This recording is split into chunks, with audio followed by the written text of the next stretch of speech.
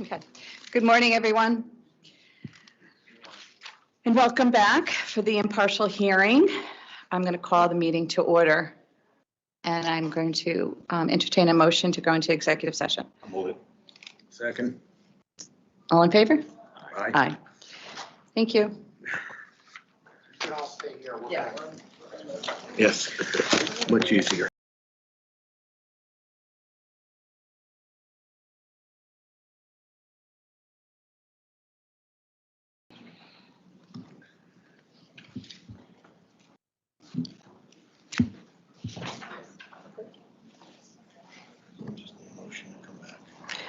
Okay, I'll entertain a motion to come back into regular session. So move. Second. All in favor? Aye. Okay, good morning. I am Erin Benham, Vice Chair of the State Board of Education. I'll have my colleagues introduce themselves next to me. I'm Eric Clemens, member of the State Board of Education. Good morning. Alan Taylor, also a member of the State Board. Good morning. Also with me is Darren Cunningham, Assistant Attorney General from the state of Connecticut, and I will allow the attorneys, starting with Mr. McKeon, to introduce themselves. Thank you. My name is Michael McKeon. I'm the Director of Legal and Governmental Affairs for the Connecticut State Department of Education. Attorney Deborah Stevenson, I represent Killingley Board of Education. Andrew Feinstein, I represent the concerned parents, citizens of Killingley. Okay. Good morning, Ms. Stevenson. Well, you may continue. Before we proceed, I just want to make sure that the panel is aware of the fact that there was an election in Killingley, and the current board is no longer in majority as of the next board, which takes place, which will occur the evening of our next hearing date. There's substantial indication, but not a guarantee, that there's going to be a major change in policy. And indeed, the election in many ways can be seen as a repudiation of what this existing board has done on this issue. And so it occurs to me that we may be wasting our time going through today and the next hearing date on December 13th, if in fact the playing field is going to change on the evening of December 13th. So I just lay that out for your consideration. I understand that this hearing's been delayed many times, and that we have many, many days of this hearing to go forward. Nevertheless, I'm conscious of everybody's time, and so I did want to make that point. I understand. I've spoken to Attorney McKeon, who I know vigorously opposes any delay in the proceedings, but that's obviously an issue for the panel to decide. Yeah, if I may be heard on that. The State Department of Education has proceeded with this case based not upon whatever political party was in the majority on the Killingley Board of Education, but rather what was going on, or more correctly, what was not going on within the Killingley Public Schools. As it stands now, we are here to inquire as to whether the Killingley Board of Education is currently implementing the educational interests of the state. And I think that we still need to ascertain this. The fact that there may be a new board majority within the next month, that doesn't necessarily guarantee that there's going to be any change. I mean, quite frankly, at this point, we don't know if Killingley is currently implementing or is not currently implementing. Even if one were to assume, for the sake of argument, that they are not implementing, there is no guarantee that a new board majority will implement the educational interests of the state. And therefore, given that there has been such a delay in this hearing, the State Department of Education believes that we still need to proceed and go forward as scheduled, pending any substantial change or some production of evidence that would indicate that the board is in fact implementing the educational interests of the state. So right now, the State Department would be opposed such a continuance. So I would like to be heard on this. It seems to me that both, especially with Attorney Feinstein, but also Attorney McKeon, that this is all about politics, and it shouldn't be. This is about a political vote that was taken, a lawful vote that was taken by the Killingley Board of Education in a lawfully held meeting. Now, they had every right to take that vote, And this goes to show that it was all about that vote and nothing more. If you look at the complaint, the way it was filed, all of the complaint has to do with Killingly Board rejected the vote of Regeneration's proposed school-based healthcare center. Okay, they voted it down. Yes, they did. And they had a lawful right to do that. The rest of the complaint had absolutely no factual basis and no legal basis to claim what they claimed. Oh, by the way, in addition to the vote, which we want you to force corrective action about, that's what the complaint said, this board is supposed to be forcing the corrective action of the vote on Generations, a political vote. But aside from that, they threw in something here and something there about, oh, and by the way, they don't have enough staff. And oh, by the way, the kids are being emotionally, not treated at all. Okay, no factual basis. We have asked for it. They have not provided it all this time. Now, the whole time, aside from the vote, Killingly Board of Education, as we have established so far with the testimony, and as this State Board of Education and State Department of Education fully are aware, they were doing their jobs. They were implementing the interest of the state. They were helping all the students. They had programs in place. They had policies in place. They were all being implemented this entire time. By Attorney Feinstein's suggestion, oh, by the way, there's new people on the board of Killingly and things may change politically, that shows where he's at and where this is all about. Now, as far as Attorney McKean, I renew my objection to his comment and to this board that his claims, emotional claims, going along, buying into Attorney Feinstein's factless, baseless claims, Attorney McKean says, well, everything that I found in my report that I provided to this panel, emotionally laden, is actually true. We don't need to prove anything. I just made these blanket statements in my report, and you should just accept that it's all settled, which is totally wrong, totally inappropriate, has nothing to do with the rule of law, has nothing to do with the constitutional right to due process. The State Department of Education, after it made its report and asked this panel to look into this, had the burden of proving the claims that it made and the claims that were made in the complaint on the part of the intervener, okay? They have not proven anything, and this panel has just glossed over that and compelled Killingly Board of Education to proceed to prove what? Its innocence, okay? That's wrong. That's totally backwards, and I renew my objection. We should not be compelled to prove our innocence. They should be compelled to prove what they have claimed.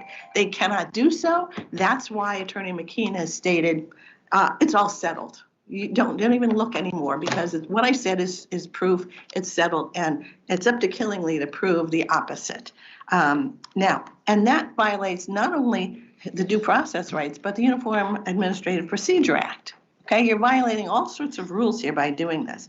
Nonetheless, we're fully prepared to go ahead, but I want to make it on the record that this is about politics. This is not about the kids. The kids are being taken care of by all these staff members and the Board of Education, as they have been all along.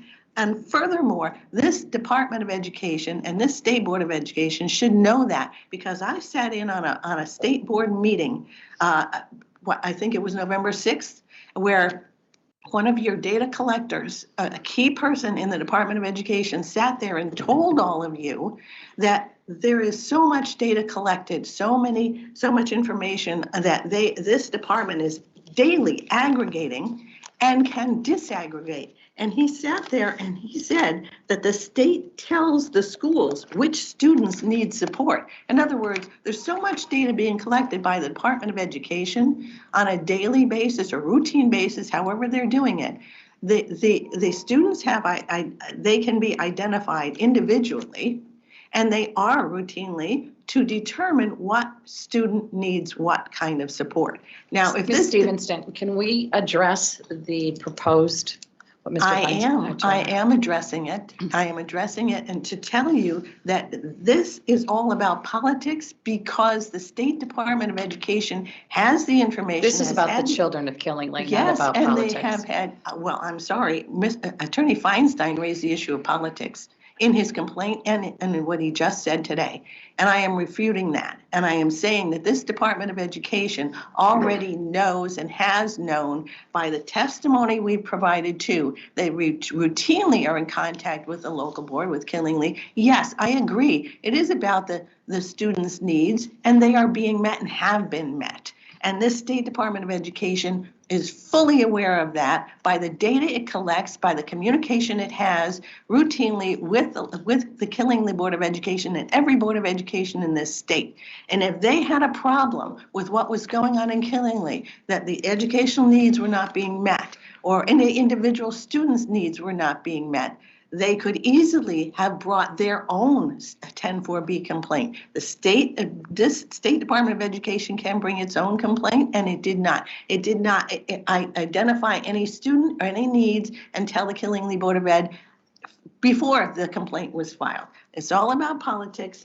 And again, I renew all of the objections that I had raised before.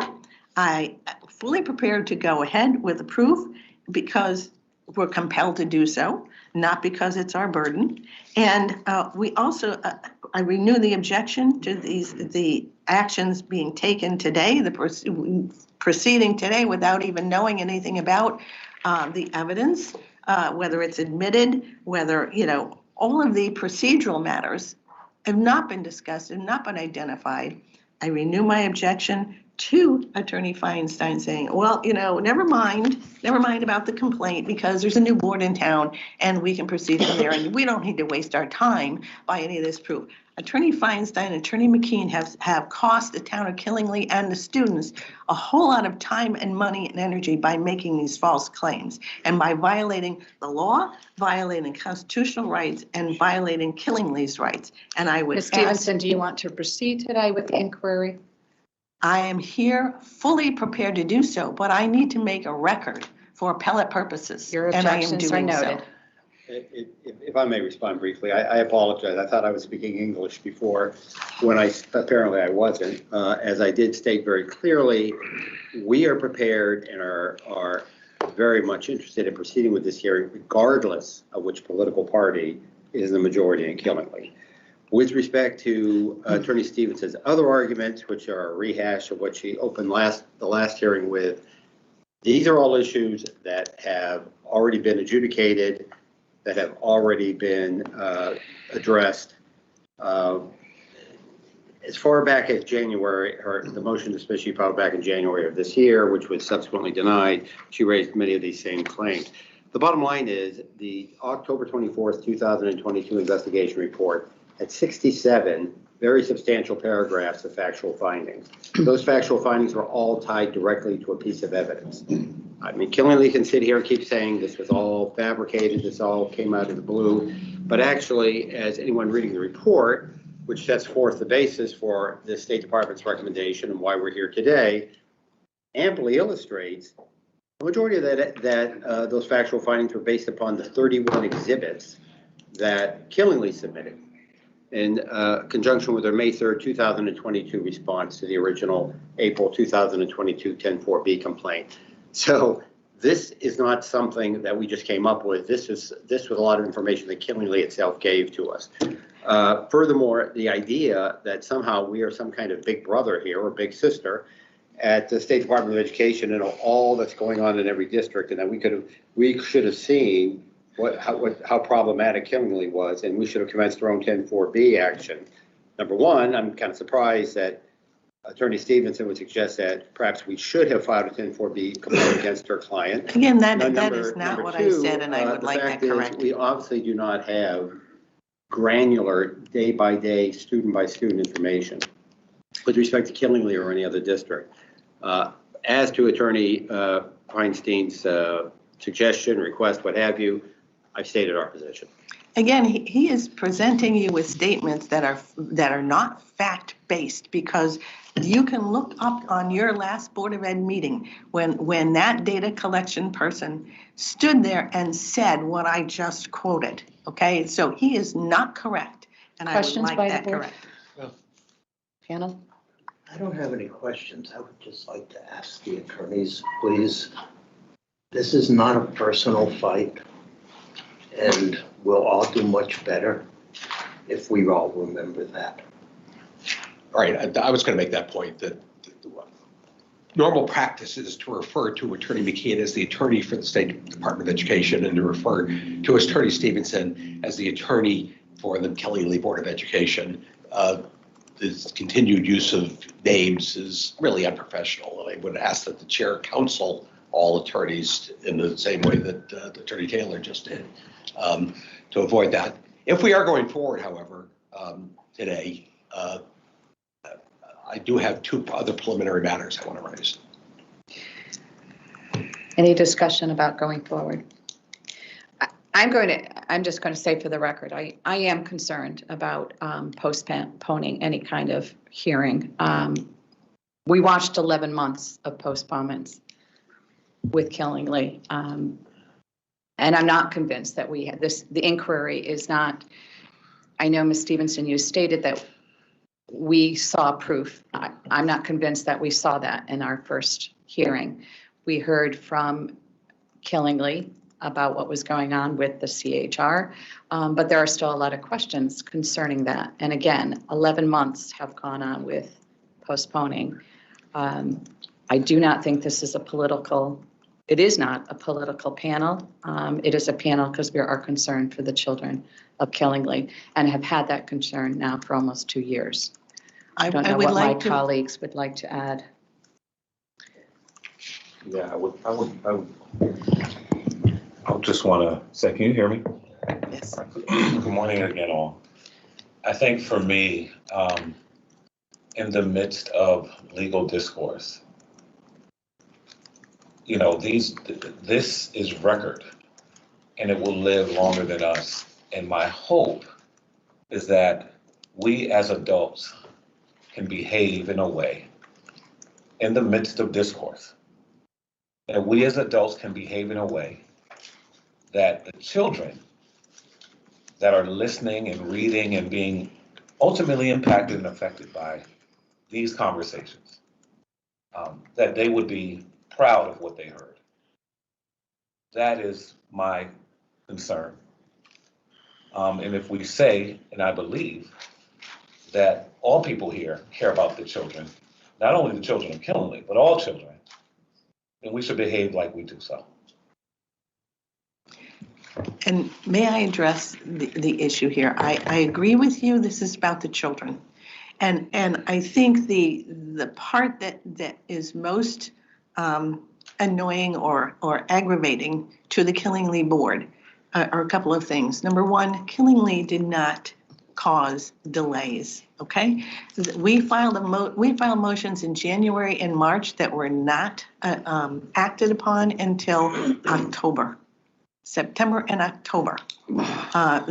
Killingly was not to blame for that. In addition, I have to say this for the record, the decisions that were made on the motion to dismiss were made in illegal meetings. As you know, we have claimed, and we have filed with the Freedom of Information Commission 3 different complaints about that. And if the students are going to be proud, they should be proud that the law is being upheld. And they should be proud that someone is standing up when rights are violated. And the Killingly Board of Education's rights have been violated by the manner in which this whole thing is being conducted. Again, I'm making this for the record for appellate purposes and to make the public aware. I appreciate it, Attorney Stevenson. I really do. And I appreciate your passion. As well as to Attorney Feinstein's request, I'm more inclined with my colleague here that given that this has gone on and on and on with delays, that we need to be about our business and get to what it is the reason why we are here. So I am not in favor of delaying as well. Mr. Taylor? I think we are here and we should go forward. And one of the questions that we need to address is whether Killingly has in fact now implemented the interests of the state by providing the care that it had originally decided not to provide. That's why we're here. We'll hear all of the testimony and the evidence. And I would just again. Mr. I believe- Feinstein, are you going to make a motion on? I've not made a motion on delay, no. Okay. I raised the issue and I understand where the panel is on that and I'm quite prepared to go Okay, forward as you well. said there was other, There are two other issues I want to Okay. raise. The second issue is that of exhibits. There's been correspondence between the attorneys concerning various exhibits, and we're very far from agreement on what's admissible. So I'd like to propose that the board decide that all exhibits are admitted, and then it's up to the board to determine the reliability, the credibility, the foundation of each of these exhibits in making their decision, but that we not spend an inordinate amount of time creating foundations and seeking the admission of each document one by one, which frankly is going to take hours to do. And so that would be my suggestion, that all exhibits be admitted now as full exhibits, and that there be testimony either supporting or discrediting the credibility of each individual exhibit. And I would strongly object to that. That is not the fair process. If it's time consuming, it's time consuming. Attorney Feinstein brought the complaint. That is the procedure. Again, I have no problem in asking all of our exhibits to be admitted because they are not extraneous or irrelevant. They are to the point to address the panel's questions about what Killingly is doing, has been doing, and will continue to do. But I do object to Attorney Feinstein's proposal to just admit everything wholesale for the sake of time, expediency, and all of that. No, I object. The CSDE's position dovetails with Attorney Feinstein's. I mean, I think a lot of the exhibits, quite frankly, that were adduced or that Killingly is seeking to adduce are frankly irrelevant, both temporally in that they address issues that happened years ago, and or with respect to the subject matter of this hearing. As Attorney Taylor just noted, that the purpose of this hearing is to determine what's currently going on in Killingly. At the same time, I believe that it would be expeditious to proceed as Attorney Feinstein has suggested. That would, of course, require us to waive objections that we feel are warranted here. But nonetheless, I think it makes sense that this panel be allowed just to determine what weight should be accorded any exhibit that comes before it. So in that respect, I would agree that we just all exhibits be permitted to be accepted as full exhibits, and that, again, we defer to the hearing panel to give whatever weight or merit they feel is warranted to the exhibit. the panel will take each piece of exhibit and determine it at that time, presented. You have another So we're matter? going to be laying foundations for each one? They've not been accepted in. If they haven't been accepted, yeah. Okay, well, all right. Third, at the last hearing, there were 5 documents that were requested and promised by witnesses for the Killingly board. None of those documents have been provided at this point. We have them right here and prepared to present them. It doesn't help us for going forward with not having copies of them. I have But let me list the 5 documents and make sure that, Okay. that this is what's being provided. 1, a letter sent to all parents in Killingly concerning the availability of services from CHR. 2, any documentation demonstrating that I said anything to disrupt the hiring of CHC during the month of December 2022. 3, any emails, letters, or other writings to the state asking to mediate this case. 4, the specific parent consent form that CHR uses before a student can get services from CHR. And 5, any writing from Shipman and Goodwin advising the board to do nothing in response to the complaint. And if those documents are not submitted, I would ask that any testimony relevant to those claims be stricken from the record. There were other. Are all those that he mentioned, Attorney Stevenson? I'm trying to explain. There were others that were requested, namely that was for the items that Attorney Feinstein presented to Winnie, the local radio station. We have them here, and I have copies. We also have the information with regard to Shipman and Goodwin saying keep everything quiet. Have them here and available. I didn't recall any request for the consent form, although we can get it, and the superintendent, Sue Nash, can address in testimony with regard to the letter. We also have evidence with regard to the memorialization of the meeting of the parties that we had, where it was discussed that no, we cannot record and we cannot have a legal attorney present or to that effect. And we have letters from internal letters, emails with regard to the Shipman and Goodwin question. I also have a few other documents and exhibits that I would like to propose that are not addressing those questions. I will leave that at the relevant time if that's what the panel desires. But yes, we do have that. We're prepared. I can hand them out now, whatever the panel prefers. Mr. Feinstein? Well, I'd like to see what she has and see whether they're responsive to what the requests were last time. Okay. Yeah, we're going to take a 5-minute adjournment so you can distribute those amongst each other. Motion to adjourn for Thank you. So move. recess. Recess.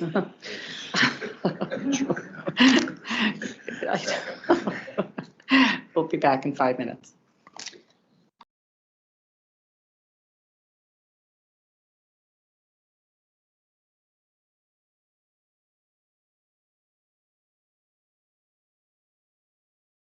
I'll call the meeting back to order.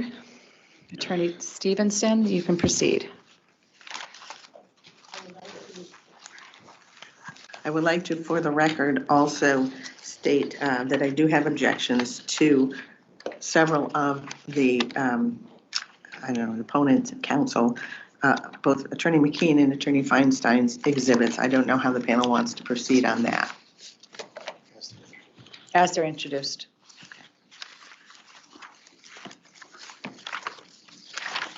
As far as the exhibits that were just distributed, there were some that were in answer to Attorney Feinstein and Attorney McKeon's questions.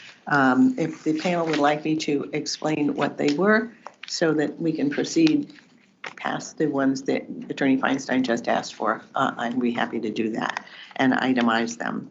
No, I don't think we can just proceed at this point.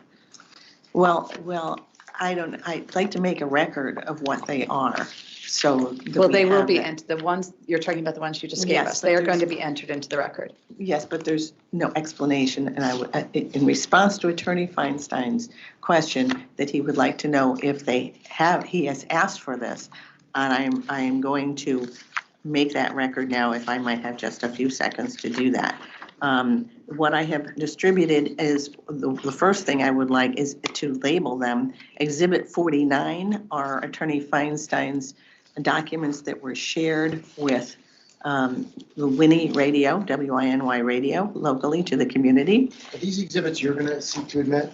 Yes, I And why am. don't we just take them off as you seek to Admit admit them? them. Well, You I see can't we- admit them because I need testimony from Attorney Feinstein. He asked for them, so this is a little complicated, so I'm just I know, making a I just statement don't for the know that We record. need to address it now. Yeah. I think we can leave it with him if they're not somehow incomplete or you haven't complied with what he asked. Well, I'd like to itemize them for the record, What record? exhibits. They're not exhibits yet, though, that's the point. They are for identification, they are. Well, Well, when you seek to admit them, that'll be. I'm the time seeking take now them up. to admit them, Well, because he is not my request to have Attorney McKean be a witness was denied. I'm sure if I asked for Attorney Feinstein to be a witness, because he asked for them. I understand. Why didn't you provide these to him ahead of the hearing? I just compiled them. Okay. So this is wasting valuable time of the hearing now? and Do you I'm want not me to sure- call, do you want me to call my witness Kelly Kelly Martin back to the stand? Because he was asking her these questions. I mean, it's either I just simply explain it for the record and let it go, or I call my witness, For what the vice reason, chair. though, is all that? I'm trying to get this evidence introduced. Okay, And the why way don't the you- panel has set this up, it's very difficult because he has asked for these documents. I he is understand, but not a that's a separate witness. issue from what you're seeking to introduce. No, Do you this understand me? is Do what you he- understand me? I understand, but there are two separate I understand. amounts of And I'm just not sure that documents. either of those is germane right now. So why don't, does the panel wants to continue with the hearing? And we can take these up as they're relevant. And I don't see, you haven't explained why they have to be done right now. Because Attorney Feinstein just brought them up. He wanted to know if No, I but that's had, an issue of what he gets. That's not an issue of what's before the panel that's relevant. it now. was before the panel because there was testimony about the fact that from my client, He the asked for Vice Chair Martin- documentation, which he has now received. the documentation I received is not Okay. responsive to the All right, request. so let's move on with the panel, please. Okay, then I'm going to call my first witness as Kelly Martin, the vice chair of the Killingly Board of Education, to explain and to admit these Okay, Ms. evidence that Martin. Attorney Feinstein asked.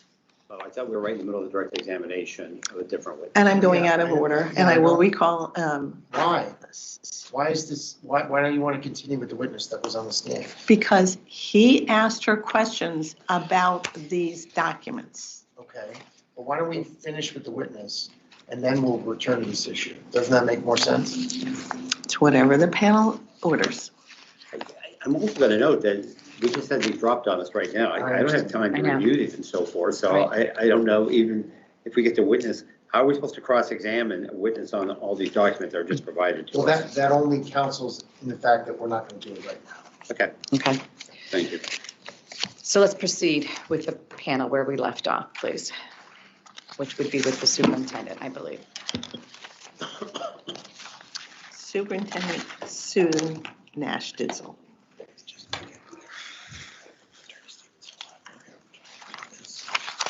And as a court reporter, I'll just state for the record, Sue is still sworn in, previously sworn, or do you want me to say that? Yeah, she's been sworn in all this time. Okay. You were under oath All this time. Thanksgiving dinner table, whatever you said.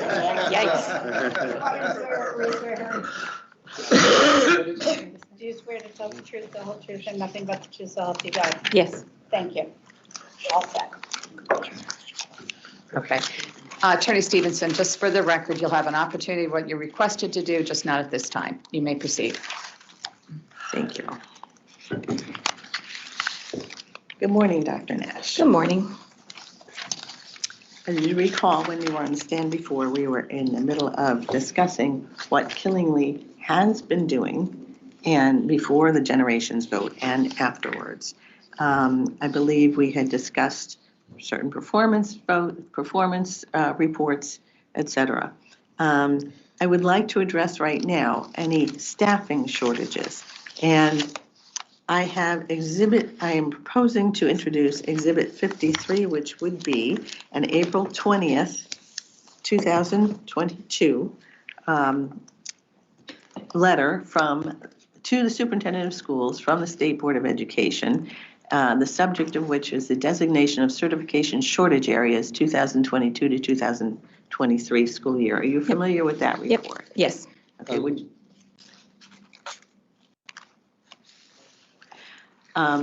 Excuse me, is this the document that you're proposing to admit?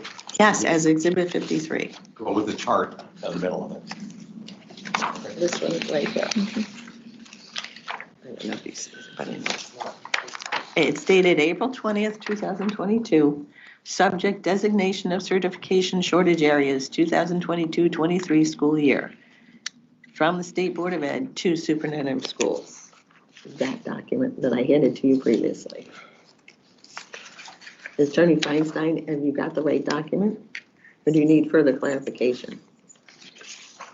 Well, the only reason I'm confused is because you said it was an email from, or a letter from the Commissioner of Education to the Superintendent of Schools of Kelly. It was the Superintendent of No, all schools. all schools, Superintendent of Schools, Okay, very in good. plural. All right, as long as it's clear that this is a general letter that went out to everybody. Yes. All she's asked is the witness familiar with the document. Yes. Are you familiar with that document? Yes. Okay. And have you reviewed it, and do you need a copy of it to review? The shortage areas, I kind of know what it says, but if Would you'd like to give me a copy, sure. Yes, sure.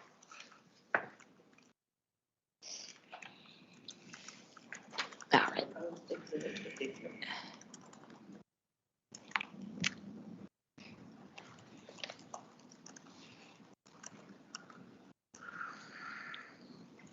As a superintendent of schools, I'm assuming, did you receive that document? Yes. Okay. And could you explain for us what that document is trying to indicate to the superintendents of schools throughout the state? Well, objection. Objection. That question asked for this witness to testify as to what the Commissioner of Education intended with the dissemination of this document. I will rephrase. Attorney Stevenson, are you just trying to lay the foundation? Yes. for these? Okay. So is there any objection to this being entered as an exhibit? No, it's a CSD document. We have no objection. Okay. No objection. Exhibit is full. Exhibit- Thank you. Exhibit number 53, part of the record.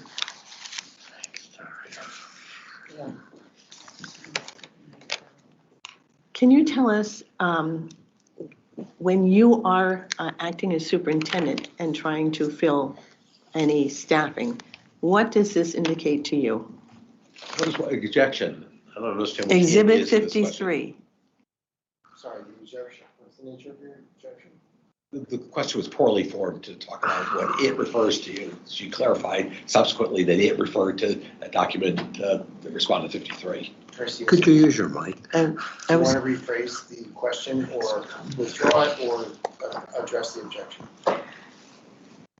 if the objection is for clarification, I'm addressing Exhibit 53, the document that was just admitted. Thank you. And I am asking what, if anything, the superintendent understands when she receives that. Sure. Well, I will also note that this witness, I do not believe, was the superintendent of schools on April 20th, 2022. The question was whether she, the superintendent, interpret this as being. She was assistant superintendent. Shall I ask her if she received it while she was assistant superintendent?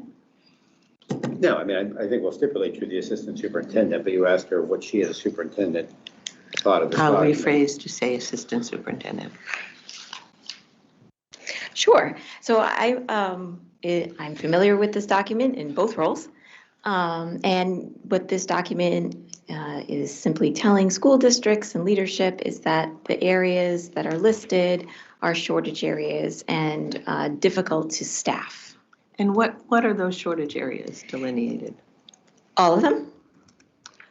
That are relevant to Killingly? Oh, well, from time to time, we have struggled with hiring school psychologists. Special education teachers always remain difficult to hire. Right now, we're pretty well situated with math and science. Last year, speech and language was.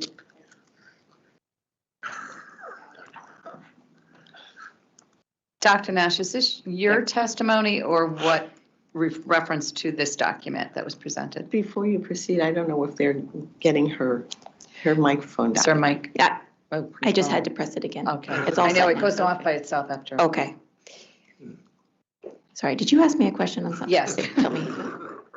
Is this how you perceive the document? This is How how you perceive the I situation or the perceive document? the document. This is what it means to me. Okay. Yeah. And this is a document you've seen for many years, correct? Yes. Yes, thank you. Routinely, does the state issue the similar documents indicating to the school districts that there are shortage areas Yes. for staffing? And before the vote on generations, what did staffing look like at Killingly, if you recall? I think it has fluctuated. So before March 2022, we have always struggled with special education staffing. I think at that time we were close to fully staffed at the high school for guidance, but our director of HR would probably have a more detailed timeline of that. At that time, we had school psychologist was filled. I believe we had social worker opening in the elementary level, but yeah, she would be able to speak to more precisely that timeline. Would you say that at any time before the vote for generations, you had stopped looking for any particular staff that was needed? No. And after the vote for generations, could you tell us what Killingly had done regarding staffing, if you know, in these shortage areas in particular?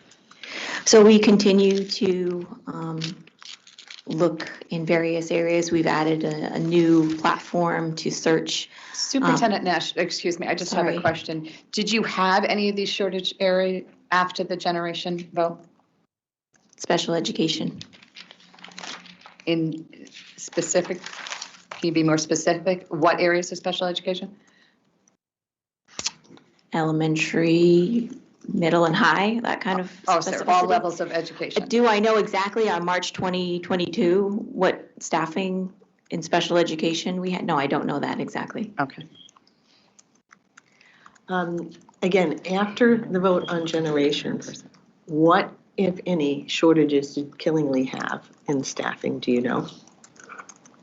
Special education has always been an issue. It continues to up to now.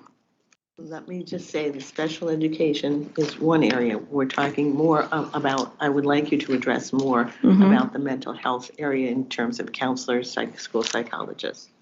Do you recall if there was any particular struggle at all getting any mental health support staff? In March of 2022, I believe, like I said, we may have had a social worker opening at the elementary level and a counselor opening at the high school level. I do not know exactly in that snapshot of time. Okay. And after the vote on generation, were those positions that you just mentioned filled? They are now. Okay. So at any time before or after the vote on generations, did Killingly stop looking for the staff it needed? No. I would ask that this exhibit be made in full, if it has not, okay? Sorry. Okay, all right. 53. Going forward now, I would like you to look at what I'm going to propose as Exhibit 54, which is a letter from the Service Director of Community Health Resources, otherwise known as CHR. I'm going to show you this. I'm going to give you a copy. What's the date? This date is 6/21/2023.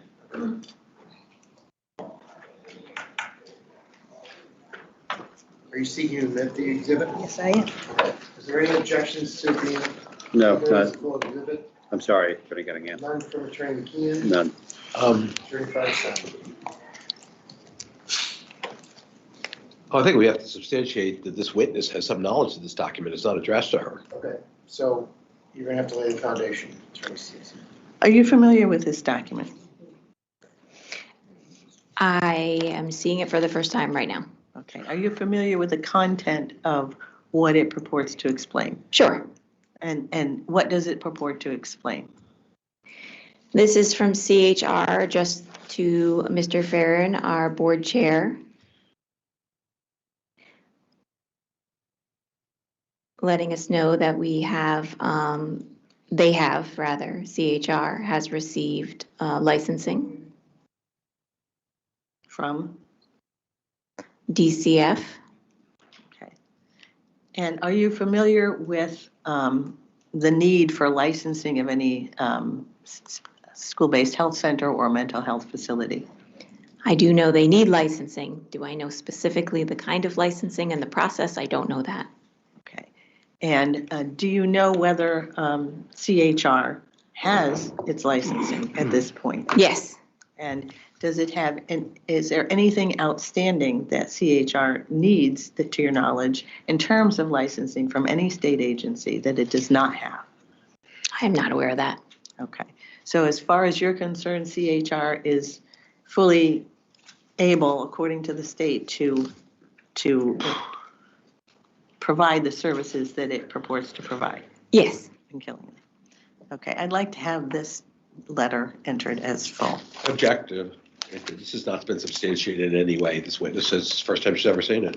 I would also like to point out that this document is already in the record in this panel's documentation as part of another pleading that we filed earlier this year. And I believe it was. These are not evidence. I understand that, but it's part of the record already, and as such, it should be made, this particular exhibit should be made part of the record.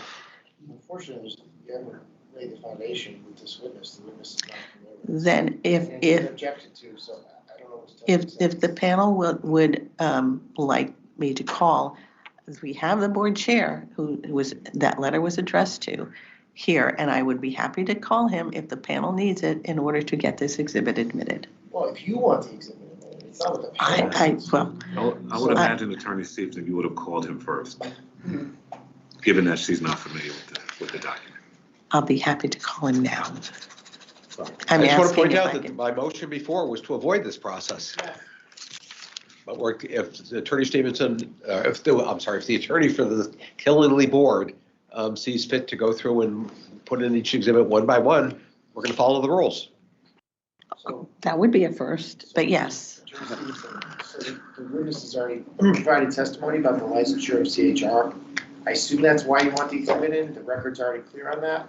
Do you still need this exhibit? It's not clear to me what else it gives you. I would like to have that admitted as full, yes. Then Mr. Farren would have to be the one. Then when you call Mr. Farren, that's when we'll entertain this exhibit. Well, I think it would be the easier. superintendent has deemed that the certification, which is, I'm assuming is what you want, but go ahead and It would be. proceed. It would be faster if I could go out of order, call him now and get it done, if the panel would allow that. Why? Do you want to ask this witness more questions about this Yes. exhibit? Not about this exhibit, but I have more questions for her, absolutely. We'll continue with Dr. Nash and then we will return to exhibit 54.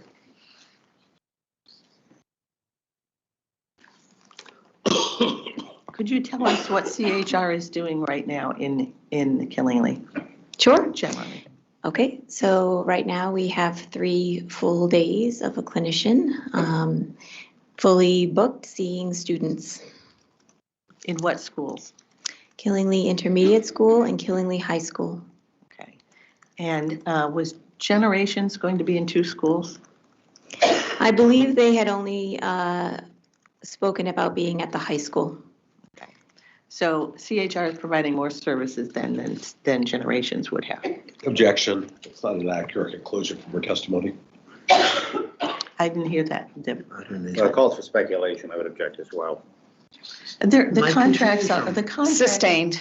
I do have a question for Dr. Nash. When you say that there are 3 full days and you said at the intermediate and the high school, Yes, 3 full days at each one of those schools? 3 full days in total, 2 at the intermediate school, 1 at the high school.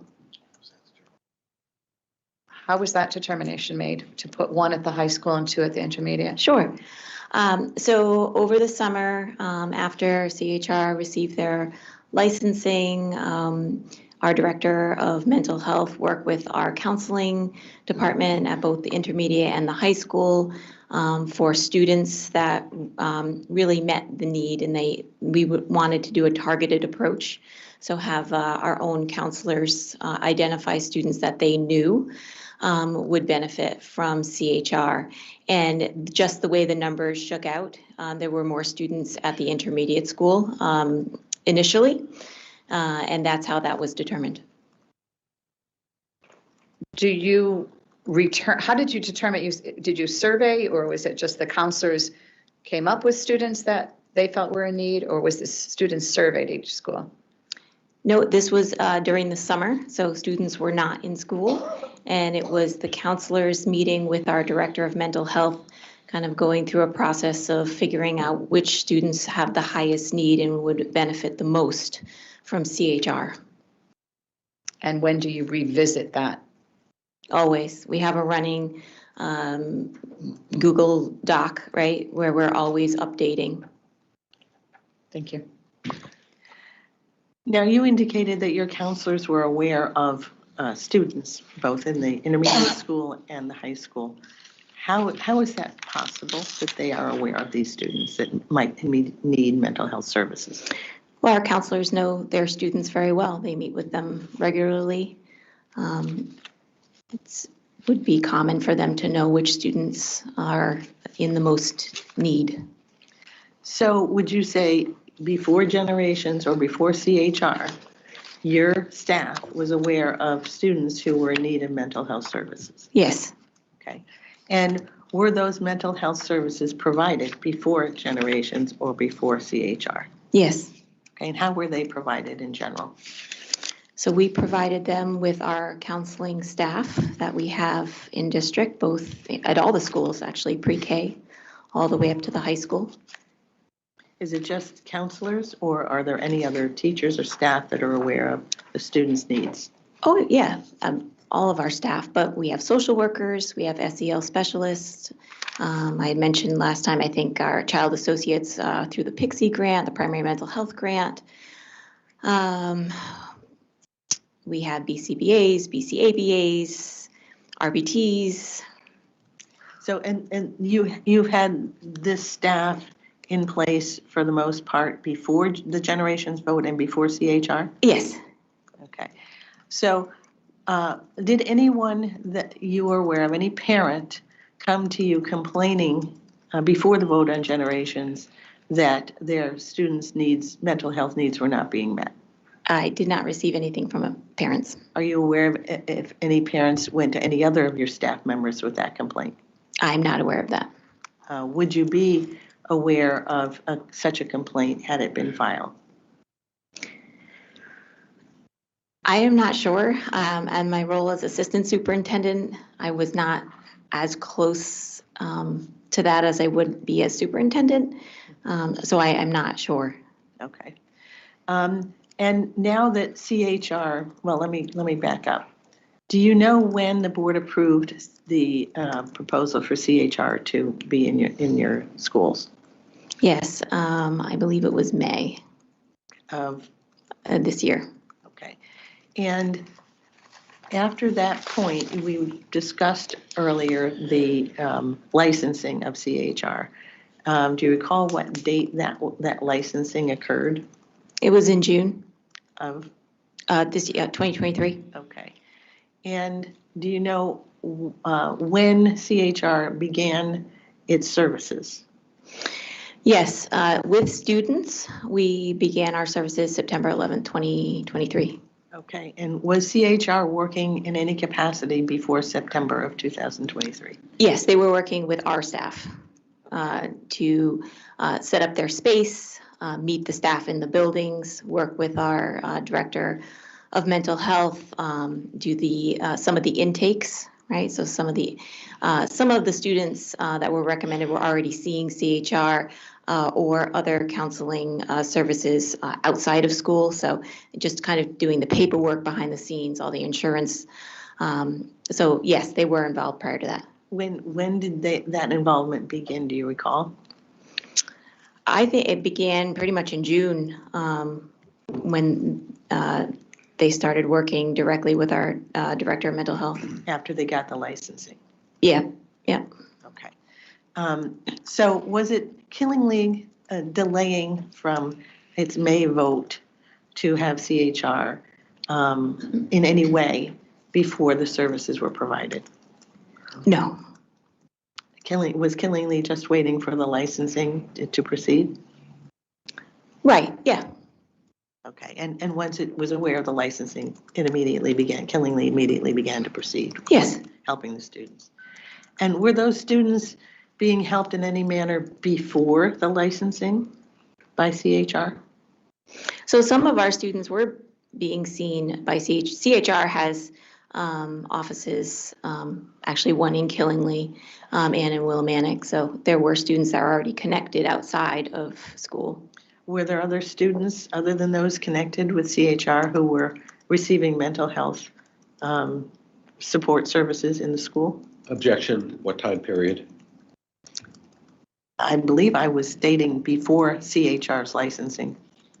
Say that one more time so I understand what Okay. exactly. Before CHR was licensed, you indicated that there were students who were already connected with CHR who were receiving services. Okay, yeah. But I'm asking about those students who are not already connected with CHR. Was Killingly staff helping those students with their mental health needs? Oh, yes, yes, yeah. And those were the staff that you had mentioned before? Right, yes. Okay.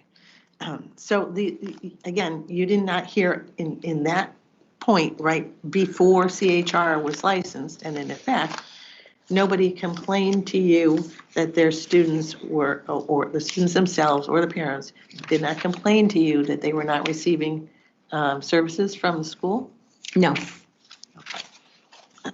And is CHR fully staffed right now? I mean, are you at capacity for CHR at the moment?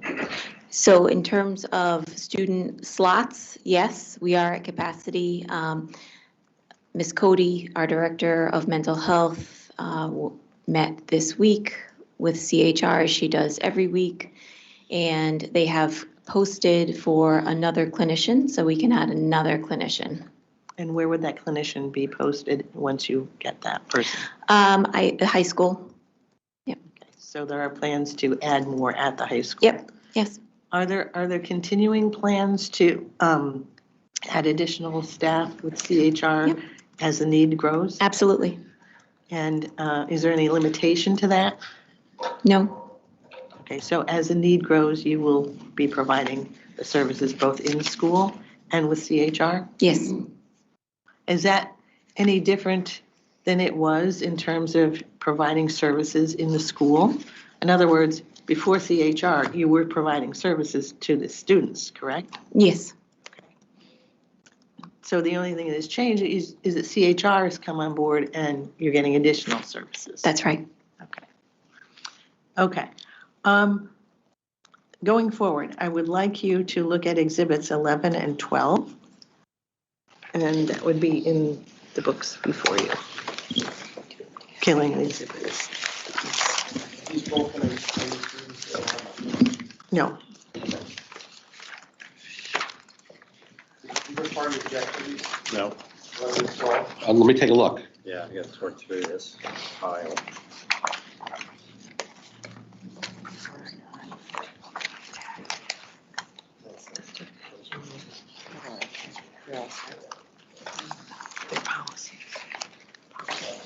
Neither of these documents are marked as to the time, as to who they went to, as to what applicability they had. And so I do think a foundation needs to be laid on both of them.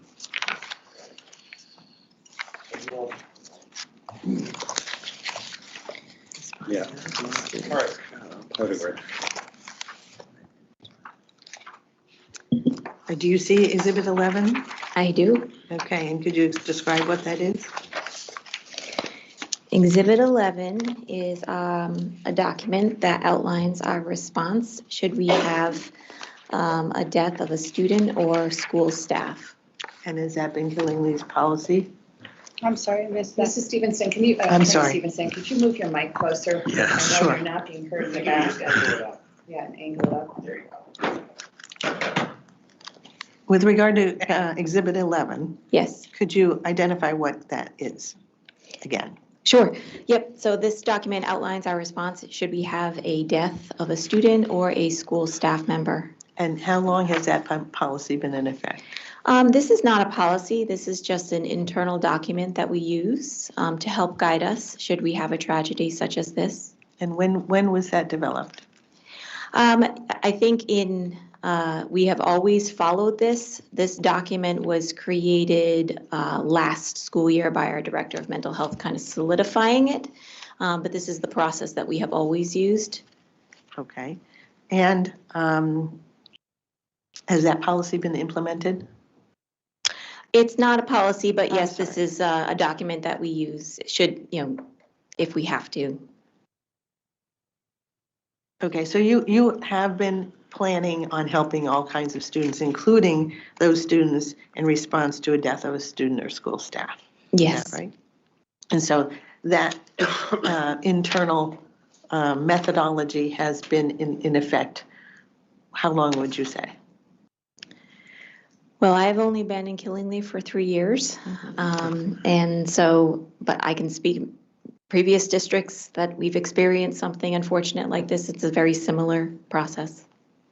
Okay, so for 3 years that it has been Yes. in effect that in Killingly? That I'm aware of, yes. Yes, okay. I would ask that be admitted as full. I'd like to inquire the witness on certain things. To whom has this document been distributed? To our staff. Everybody on the staff?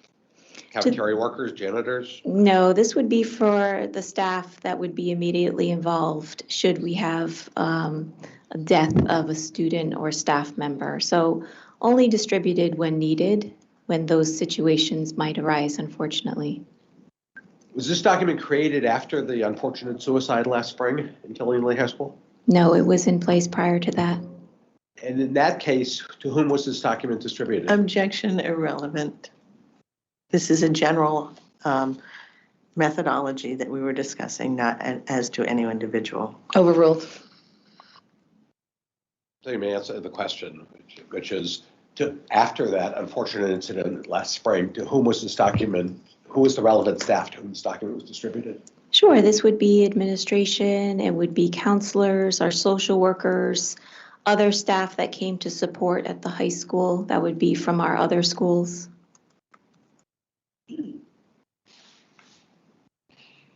So, Do you still have an objection?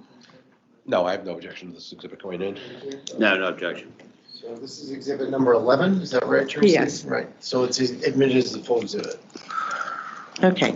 And moving forward, could you look at Exhibit 12? Sure. Also like to propose this as being admitted. Any objections?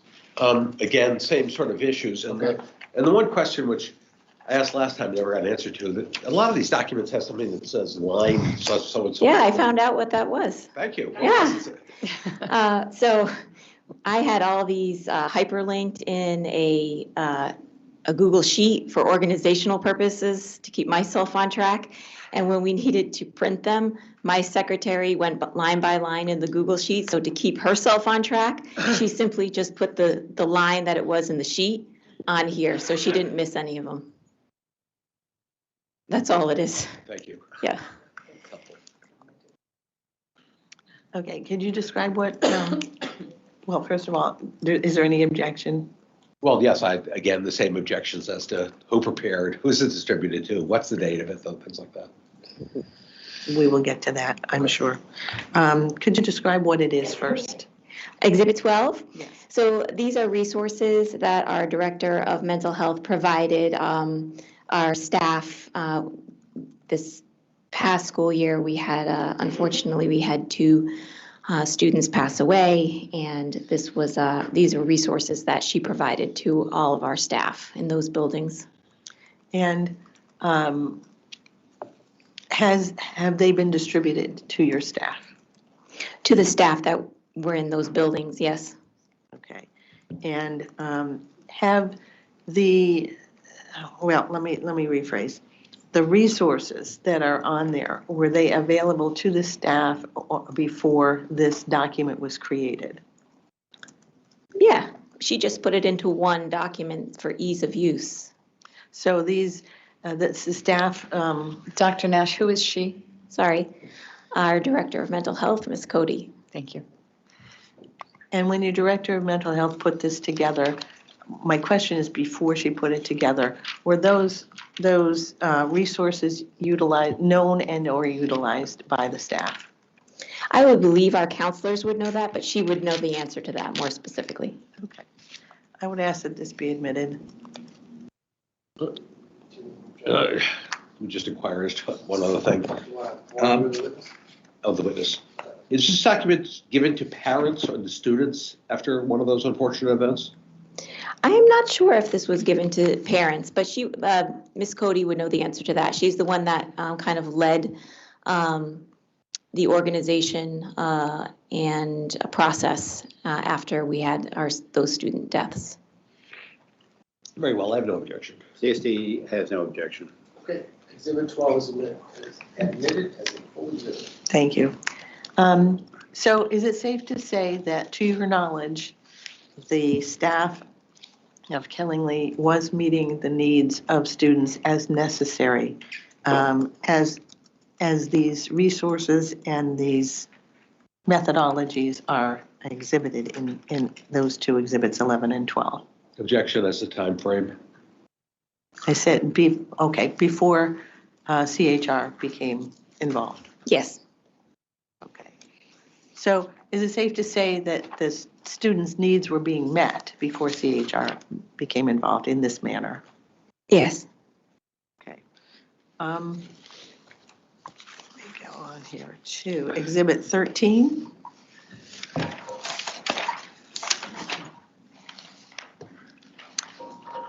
Are you familiar with that document? Yes. I'd asked for this be considered for admission. Could you describe what that document is? Sure. This is a document prepared by our Director of Human Resources regarding staffing, particularly in regard to support staff. Okay, and what kind of support staff are we talking about? Sure. We were talking about school psychologists and social workers, guidance counselors. In this particular document, we have our BCAs, BCABAs, and RBTs, and our SEL specialists. Okay, and what period of time does that address? Sure. So we have the top one, although it looks like in this particular copy, the line right above it got cut off, would be this current school year. And then the one below that is the 21-22 school year. Actually, correction, when I say the top one, it's the 22-23 school year. And then the one below it is the 21-22 school year. And does it indicate that there were support staff available during those 2 years? Yes. Okay. And that support staff was in place to assist the needs, the mental health needs of the students? Yes. Okay, and that was, do you inquire, let me rephrase, are school support staff added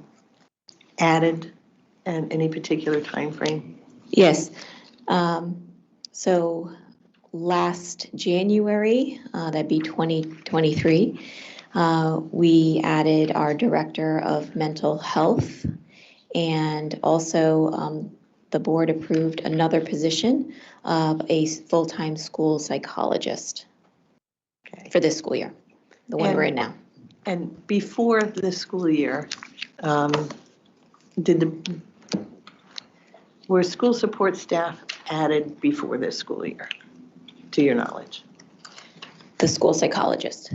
Okay. That would be new, yep. Okay, so to your knowledge, is the district always periodically looking for school support staff? If we have a vacancy, yes. Okay. At any time, did you not seek school support staff when you had a vacancy? No. Okay. I would ask that this exhibit be admitted. Objection. I would like to, does the witness have a copy of this document? You have a copy of this document? May I have one to her? Exhibit 13, the first page is, you just testified with respect to what it represents. I'm just curious, there's columns, C, D, E, F, G, H. What do they represent? Are those different time frames, or? I just believe that's part of the spreadsheet. That's just the top of the spreadsheet. Okay. Well, I'm just curious as to why, for instance, number of FTE full-time psychologist, 0.5, and then 1. I'm just wondering, are those different schools that they're referencing, or? Yep, I can speak to that. So prior to this school year, which is not represented on this spreadsheet, we had 1 full-time school psychologist that was split between KIS and KHS, the intermediate school and the high school. And that's why it looks like there's 0 school psychologists in Goodyear, KCS, and KMS. Okay. All right. So actually, now that I look at this, and I apologize, I probably should have looked at this a little more closely, but it seems like C down below that comports with Goodyear, D comports with Central School, so forth and so on. That's right. Okay, thank you. I have no objections. I do want to inquire, as to the third page of this document, is that the current list of staff of the second column there?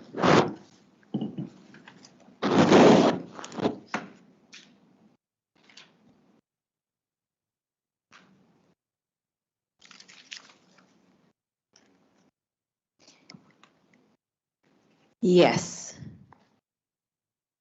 I noticed the name of Kevin Marcoux on that list. He's no longer employed by Kelly Board of Education, correct? I'm on the last page. I'm not sure what page you're on. What page you Third on? page, last page, it shows the current, the one that you said was the current list of staff.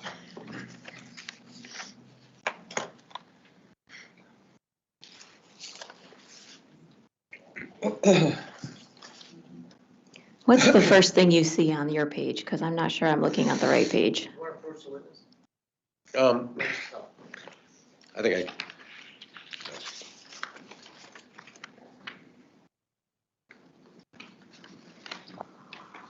I was looking at the third page, and you're looking at the fourth page as the current list of staff, is that correct? Yes. And when is that current as of? That would probably be at the beginning of the school year.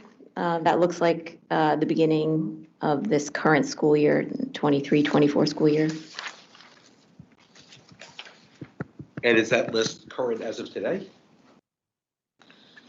We have had a change in one member of this list, but it's pretty stable, yes. Is the vacancy at the high school still a vacancy at the high school? Yes. And explain to me what that first entry, Kelly Best, 0.45, parentheses, 0.55 vacancy, Goodyear. What does that mean? Yes, that means that there is a full-time position at Goodyear that Kelsey Best is filling 0.45 of, and there is a 0.55 vacancy remaining. Okay. And what is Brian Garcia, outside agency, 4 days a week? What does that mean? Sure. So when we cannot find staff through our typical searches, sometimes we go out to agencies, like a staffing agency, and they cost a lot more, but we're willing to pay that to staff. And how many outside agency people do you have in these sorts of positions, the counselor and social work and school psychologist positions? So right now, we have just the one. Yes, just the one. Okay, and I just finally, the vacancy of 0.55 in the high school, that still remains. Yes. Thank you. I have no objection to this exhibit. Nor do I.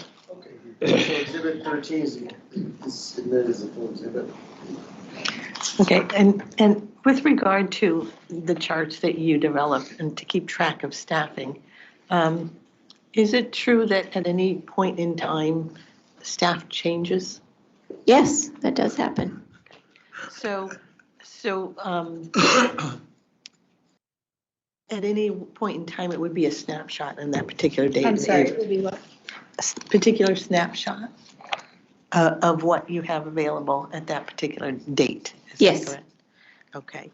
And again, Do you continually look to fill vacancies? Yes. I'd like to move on now to exhibit. Attorney Stevenson, it's about time to break for lunch. Or I don't know how much more you have for this witness, or would you like to break now before this next exhibit? I'll be happy to break now if that's what the panel prefers. That works. That works? Okay. We will be breaking for lunch and return at 12:45. Thank you. Thank you. Thank you.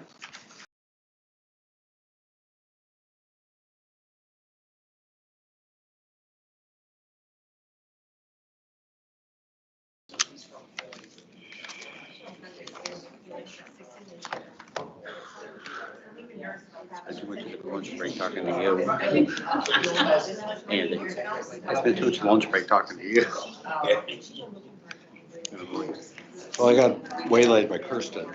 Yes, I saw that. But I got some business done on both of those. What's that? I got some business done. Well, good, there you go.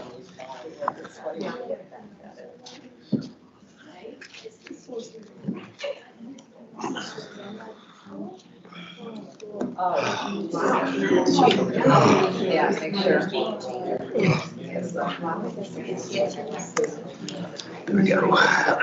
Excuse me.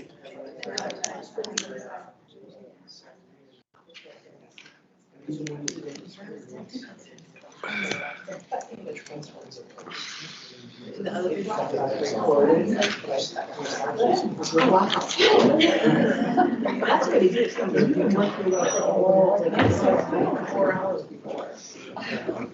I heard that. My grandmother used to work in the Church of Conservation. She smelled. We used to eat it. We'd go to family functions and like her. Email and text her at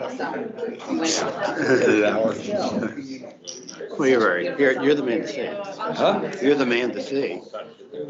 I am but a humble state employee. Wow. Yeah, last month I was doing my billables.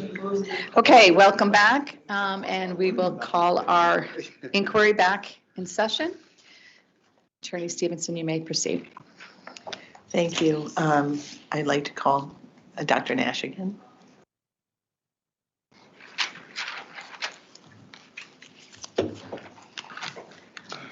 Dr. Nash, if you can look at Exhibit 19.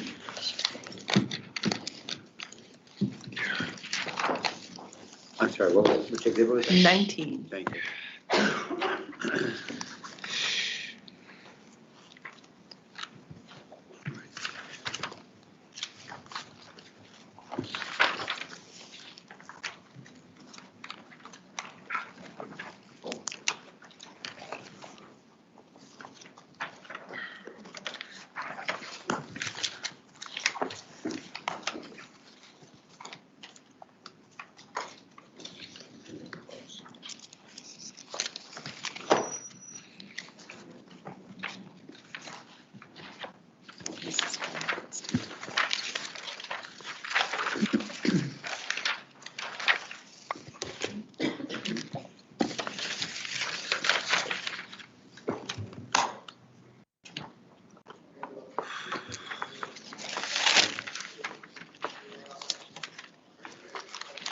Dr. Nash, do you need assistance?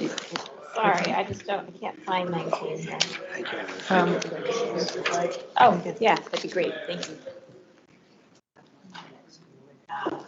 That'd be great, thanks. Yeah.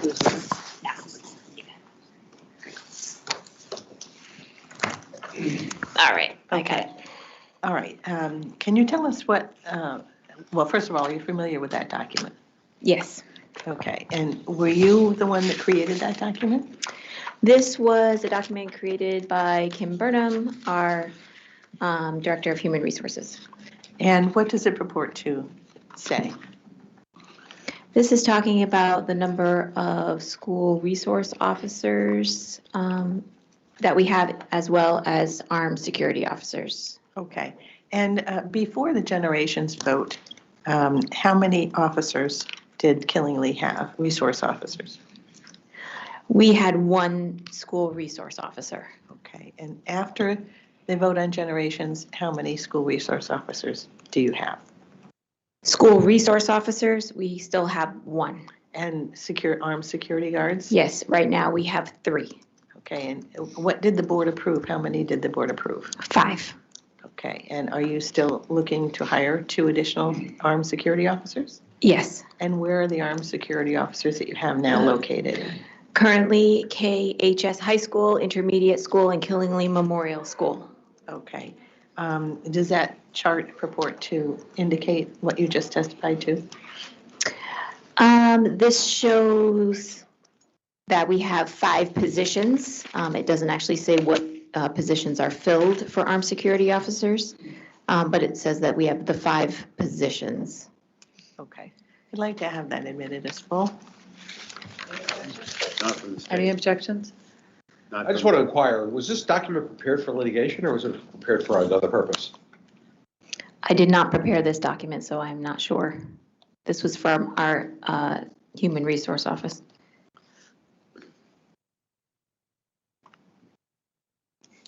Okay, you don't know whether it was prepared specifically for this litigation or not? Doesn't matter. All right, well, notwithstanding that concern, I'll raise no objection. Okay, exhibit 19 is exhibit. Okay, thank you. Could you turn to exhibits 28?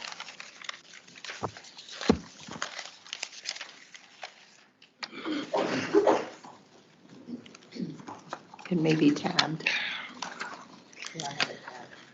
28. Yep. Are you familiar with that document?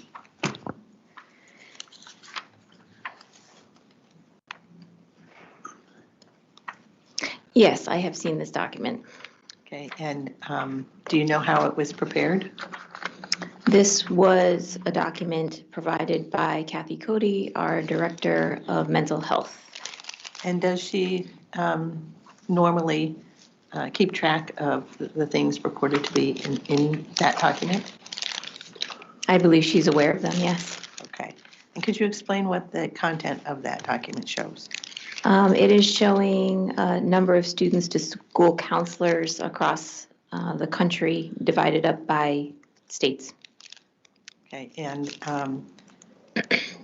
does it also show anything about Killingly in there? Killingly specifically, no. Okay.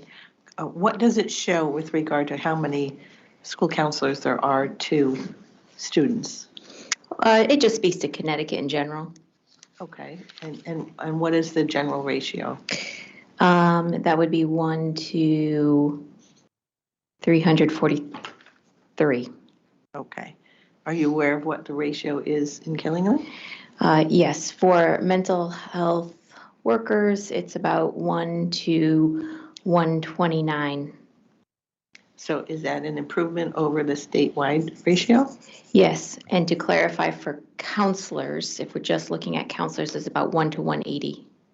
And do you know what the ratio is statewide for counselors? I believe that's what this document is, just Okay. speaking to counselors. That's why I wanted to clarify that. Thank you. I'd like to have this exhibit admitted. Well, we object on the ground of relevancy. This is student-to-school counselor ratio 2021, 2022. We're currently in the 23-24 school year, so I'm not quite sure what relevance this has. It has relevance because the claim was that Killingly did not assist in mental health, the needs of students prior to the vote for generations and after. Do you find some other objection other than relevancy?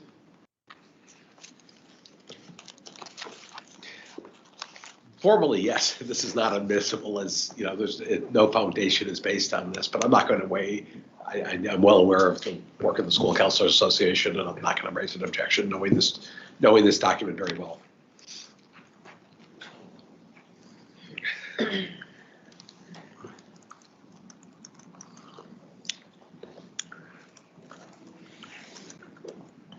Objection is overruled and submitted. I'm sorry. Thank you.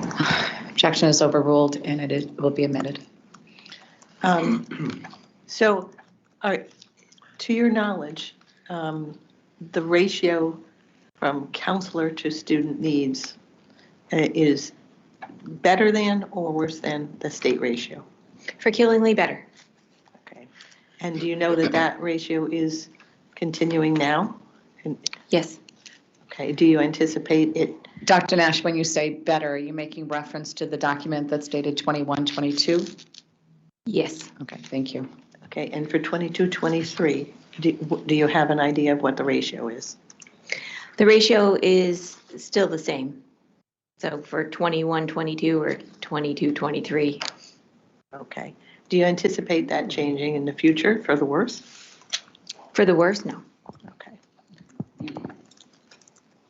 I'd like you to look at exhibit number 29.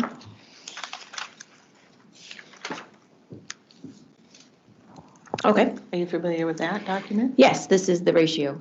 Okay. And could you explain what that indicates? Sure, that was what I was just mentioning before, right? So that was mental health worker to student ratio. It goes back to 21-22. And does it show anything about 22-23? Yes. And what does it show for that?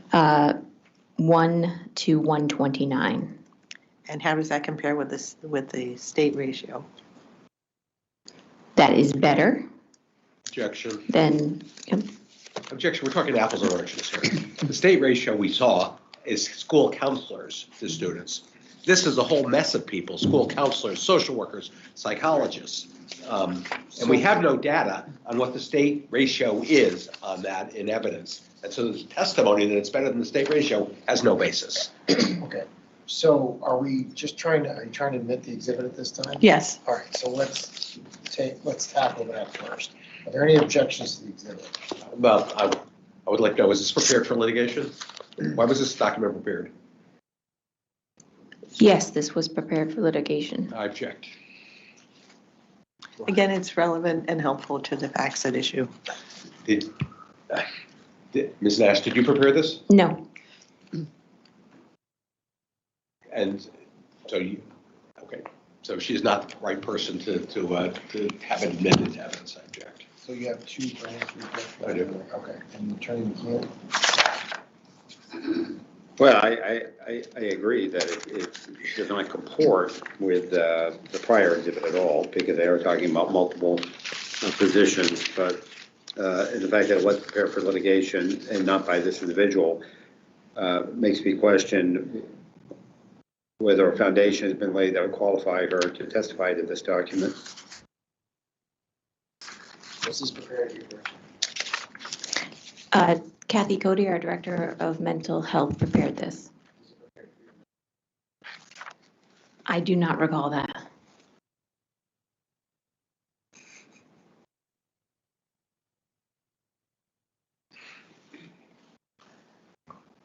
Objection is sustained.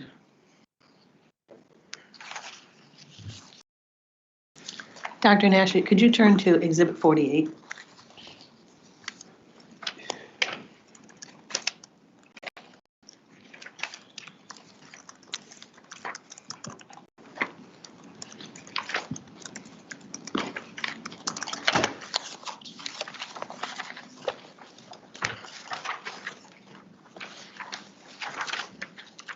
.48, did you say? Yes. Thank you.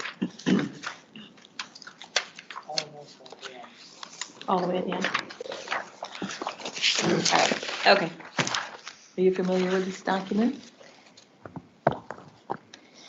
Yes. Did you prepare this document? No. What does the document purport to be? This is a list of outside agencies that we have contracted with over the years. Are you familiar with the contracts for those agencies? Not all of them. Some of them are before my time. And how many of them would you say are before your time?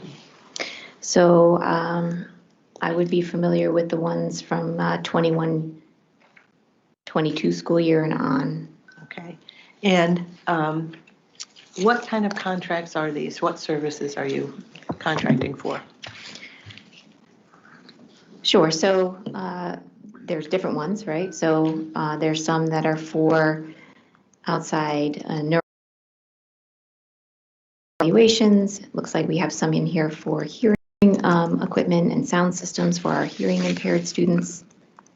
There's also some professional development work in here. Anything else? Behavior consultations, speech services. That's about it. And of those contracts that you're familiar with, do you know that they were in place before the Vote for Generations? We have contracted with these agencies prior to that, yes. And these are still current contracts that you're looking at? Some, not all. Okay. Which ones are not? French River, I don't believe we're using that one anymore because that was for speech services. We have a speech and language pathologist now taking care of that. Some of the other ones are more special education, probably better answered by our pupil services director. But in essence, does this show that where you are not providing the services within the school system itself, that you are going outside to outside vendors to get those same services? Yes. Okay. I'd like to admit this as full. Dr. Nash, when you say that you're going to outside, are most of those things on that list connected to special ed, in particular, perhaps an IEP? Yes. And they're necessary for that reason? Yes. Is why they're contracted? Yes. Okay, thank you. Are there any contracts related to mental health services?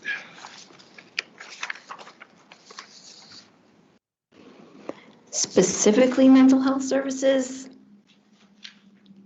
Yeah, I mean, I guess you could say a neuro psych evaluation could speak to some. That's more of an evaluation.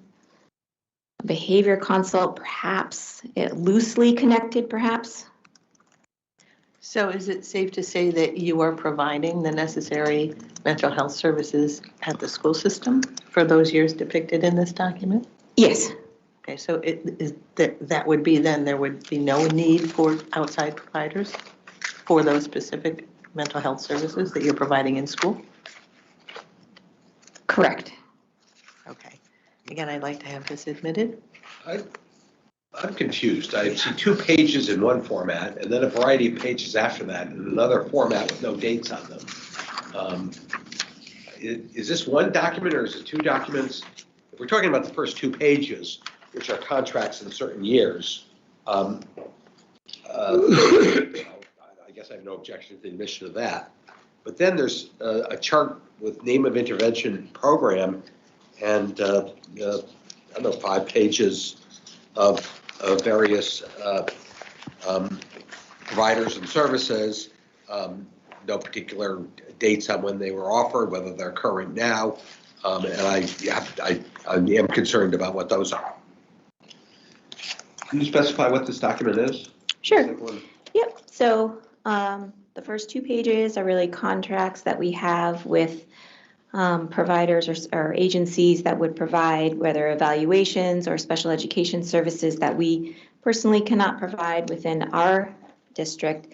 And then the next 2 pages, these are really interventions that we have for students. Some of them are provided by outside agencies, but most of them live within our school buildings.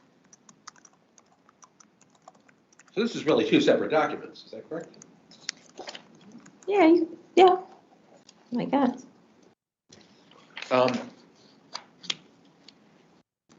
Yeah, so I'll object to this as coming in a single document because it's not a single document. Is there any portion of the motion? The first 2 pages I don't object to. So the first 2 pages, should include any objections to the first 2 pages? Given the fact that they're primarily related to special education, I don't see the relevance, but now you won't object. And again, I would ask that the witness testify as to the later pages after the first 2, as to what services are being outsourced for mental health reasons. Sorry, what pages are we on right now? The pages immediately following the first two. Okay, right. So if you want to call it the second and the third and the fourth page, those are interventions or programs that many are run by United Services in our buildings. Some are outside. We have CHR. So these are all, I think the reason why this is together is because they are all agencies that we are community partners that we are working with to provide services both in and outside of our school buildings. That adds to the confusion. The witness just talked about 2 additional pages, but I have 5 additional pages. I was just going page by page. I can keep going. Please. Okay. So then we have the next 2 pages, again, a continuation of services now offered by outside agencies that we have partnerships with. Teague, again, the next page, United Services, more partnerships. And the last page, some resources that we use, parent resources, family resource center, that's within our own school, and the Killingly Substance Use Prevention Coalition, run by United Services. So these represent services from some outside providers that you are partnering with. That is correct. And is that for any, is that for before the vote for generations or after? Is there any dates that identify that? With the exception of CHR, CREST, and the Teague Therapeutic Mentoring Program, all of these were in place prior. Prior to the vote by generation? Yes. And the ones you omitted were after the vote for generations, I'm Yes. assuming? Okay. Again, I'd like to have this admitted.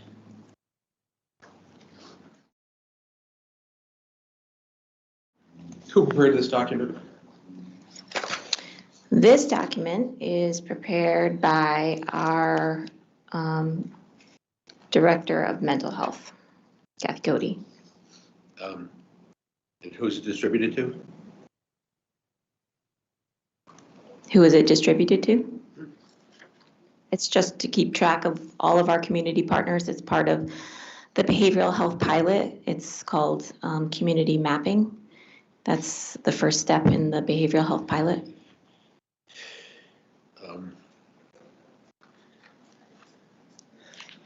And that behavioral health pilot is a program, a grant that you receive from the State Department of Education? Yes. And so you're in partnership with the State Department of Education to provide these services? Yes. Okay, and part of that program, you are required to keep track of these partnerships, correct? Yes. Again, I'd like to have that admitted. When did that partnership begin? The behavioral health pilot was this, I want to say started this September of 2022, maybe August, in that time frame. So let me just be clear. Pages 3 through 8 of this document are an inventory you prepared as part of your obligations for the receipt of that pilot program grant, correct? Yes, we need to keep track of that. Right, and those were submitted to the state as part of fulfillment of your grant requirements, correct? I believe so, yes. I don't submit that, so Kathy Cody, our Director of Mental Services, submits that.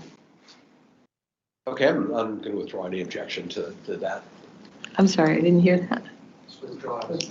Thank you. We have no objection. This is number 48. Thank you. Dr. Nash, could you please turn to Exhibit 9?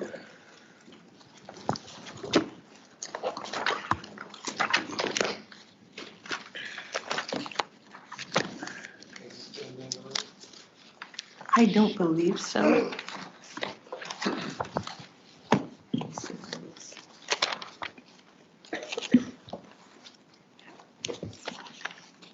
No, it has not. Okay. Thank you.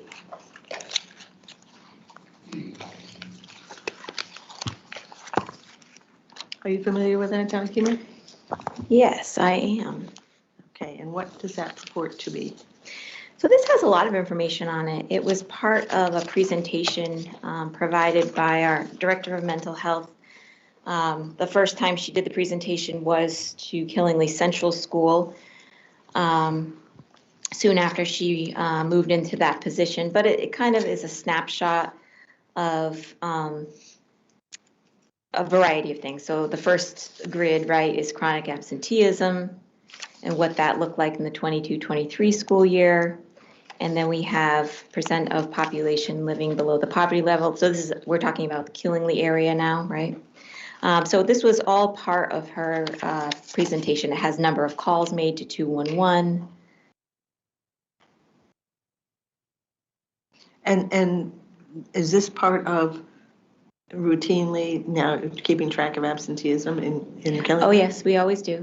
Okay, and have you kept track of absenteeism before the vote in Generations? Yes. And what were some of the, if you recall, some of the findings about chronic absenteeism before Generations? Sure. So the 2 years, after we kind of came back from the pandemic, our chronic absenteeism was very high, and we put some interventions into place, and currently we are decreasing our chronic absenteeism. And what sort of interventions did you put in place? Sure. First and foremost, we hired an attendance coordinator for our district. We always had monthly attendance meetings district-wide, but our attendance coordinator was able to kind of bring a coherence across the district in terms of how we communicate with families regarding absences, how we provide support to families who are struggling to get their children to school. We also, now that we have our Director of Mental Health, she works very closely with our attendance coordinator to provide services within the community, wraparound services, care coordination to families that are really struggling to get their students to school. And when were those interventions put in place? We hired our attendance coordinator April of 2023. Okay, and before that, what kind of interventions were you using for absenteeism? Sure. I mean, like I said, we always had monthly attendance meetings district-wide.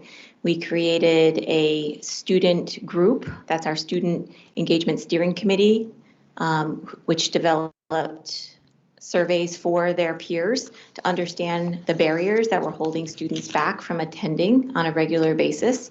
Based on the survey results, that committee took action using some of our ESSER funds to provide certain activities for students to do at lunch and at recess, as that was one of the indicators that said would make school more inviting for students to come.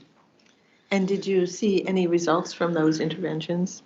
Yes, so last year, the last 3 months of school, we were able to decrease our chronic absenteeism by 4%. This year, as of November 1st, we have decreased it by 11%. Okay, and those interventions are still in place and ongoing? Yes. Okay.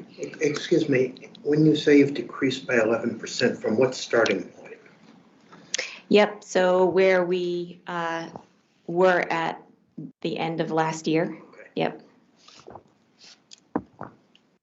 And does that And what include? was the percentages? Could you make a reference of the not decreased by 11%? Where were you at the end of last school year, and where are you now on November 1st? So it's really small, but I think it's 28. So it was either 27 or 28. It was something in that range. At the end of last week. Yeah. And it's now. So right now we are, we will run it again tomorrow because it will be December 1st. And we just had a competition against the grades across the district. So we have had 96% average daily attendance rates in some grades in November. So I'm going to guess that right now, maybe our chronic absenteeism rate, once we run it tomorrow, is going to be maybe about 15%. The total number of how many students? 2,400. So 15%. Yes. And that's down from 2020, which was what? Last year, you're saying? I'm sorry, what? What was the year? 2020, you had mentioned? Oh, I was Came looking back at from- 2022, 23, where we were about 28. Right, but you had mentioned earlier that 2020, when you came back from the pandemic, it was high. So I wasn't there in 2020, but 21, 22, it was the same. It was roughly the same. In fact, I think it went up a smidge at some point last year.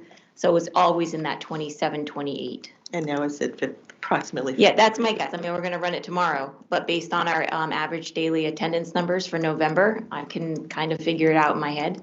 And you're running it tomorrow, meaning that's required by the state, Yes. correct? What was your November 1st, the one you did run? So November 1st, district-wide, I think we were down to about 20. 20, thank you. I would have to double check on that. Okay. And what is the LEAP program? Is that part of the attendance? Yes, the LEAP program, we follow that model, the LEAP program, which really consists of home visits and a process and procedure around home visits. And when did you implement that program? That was over this past summer, 2023.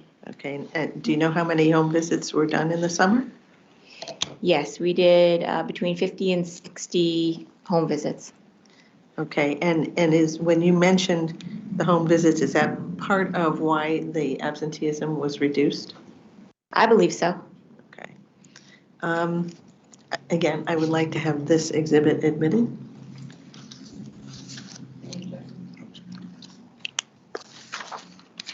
CSD doesn't object. Admitted. Thank you. Dr. Nash, could you please turn to exhibit 14?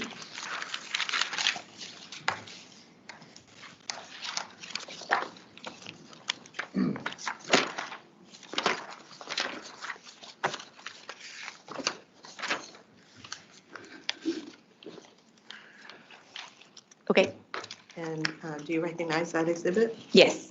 And what does that exhibit purport to be? Yes, so this was part of the presentation presented to our Board of Education by our attendance coordinator. She did that presentation earlier this school year. This was a snapshot of last year from March to June, showing the 4% decrease in chronic absenteeism that I mentioned earlier. Okay. And so this just is a representation of what you had been talking about before, correct? That's right. Okay, I'd like to have that admitted as well. No objection. No objection. Thank you. Admitted in full. Thank you. Dr. Nash, could you turn to exhibit 20?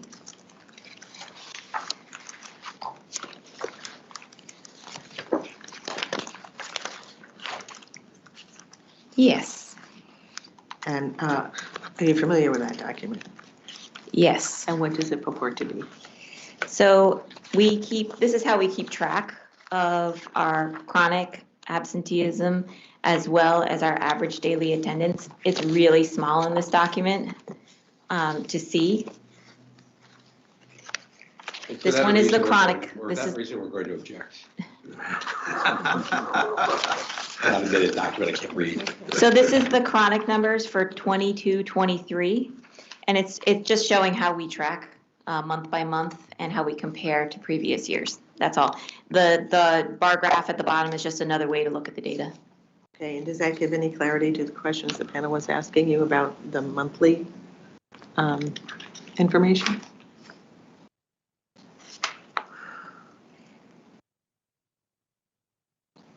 I believe that's in line with what I had said before.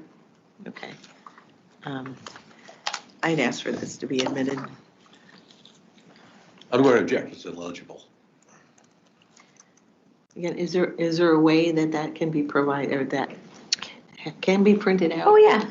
Okay. Yep, it's better on a legal sheet. Okay. On the condition that it be legible, I'd like to present it to the panel. I'd like to have it admitted. If we get to cross-examination today, it makes it difficult to cross-examine on this exhibit if I can't read it. I can't read it either. Okay. Can't be admitted at this time. Okay, I would reserve the right to resubmit that. Let's see. Okay, could you go to Exhibit 21? Sure. Okay. You familiar with that document?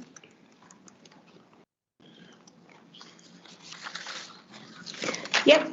So this is actually an easier way to look at this, right? So here you can see by school. You can take a look at the chronic absenteeism from last school year. Okay, and what does that purport to show? This just breaks it out by grade. So this is another way that we track to see if there's particular grades that we should be focusing on in terms of chronic absenteeism. And have you been focusing on those grades? All grades, yep. And ultimately, what is the end result showing there?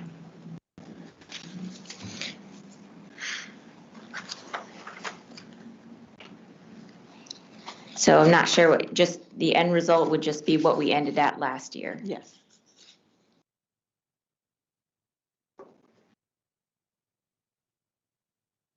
What was that? Can you explain? Oh, so it's just showing by school, so it's not the aggregate of the data. Do you need to look at exhibits 22, 3, and 4 to get, or 5, to get all of the schools?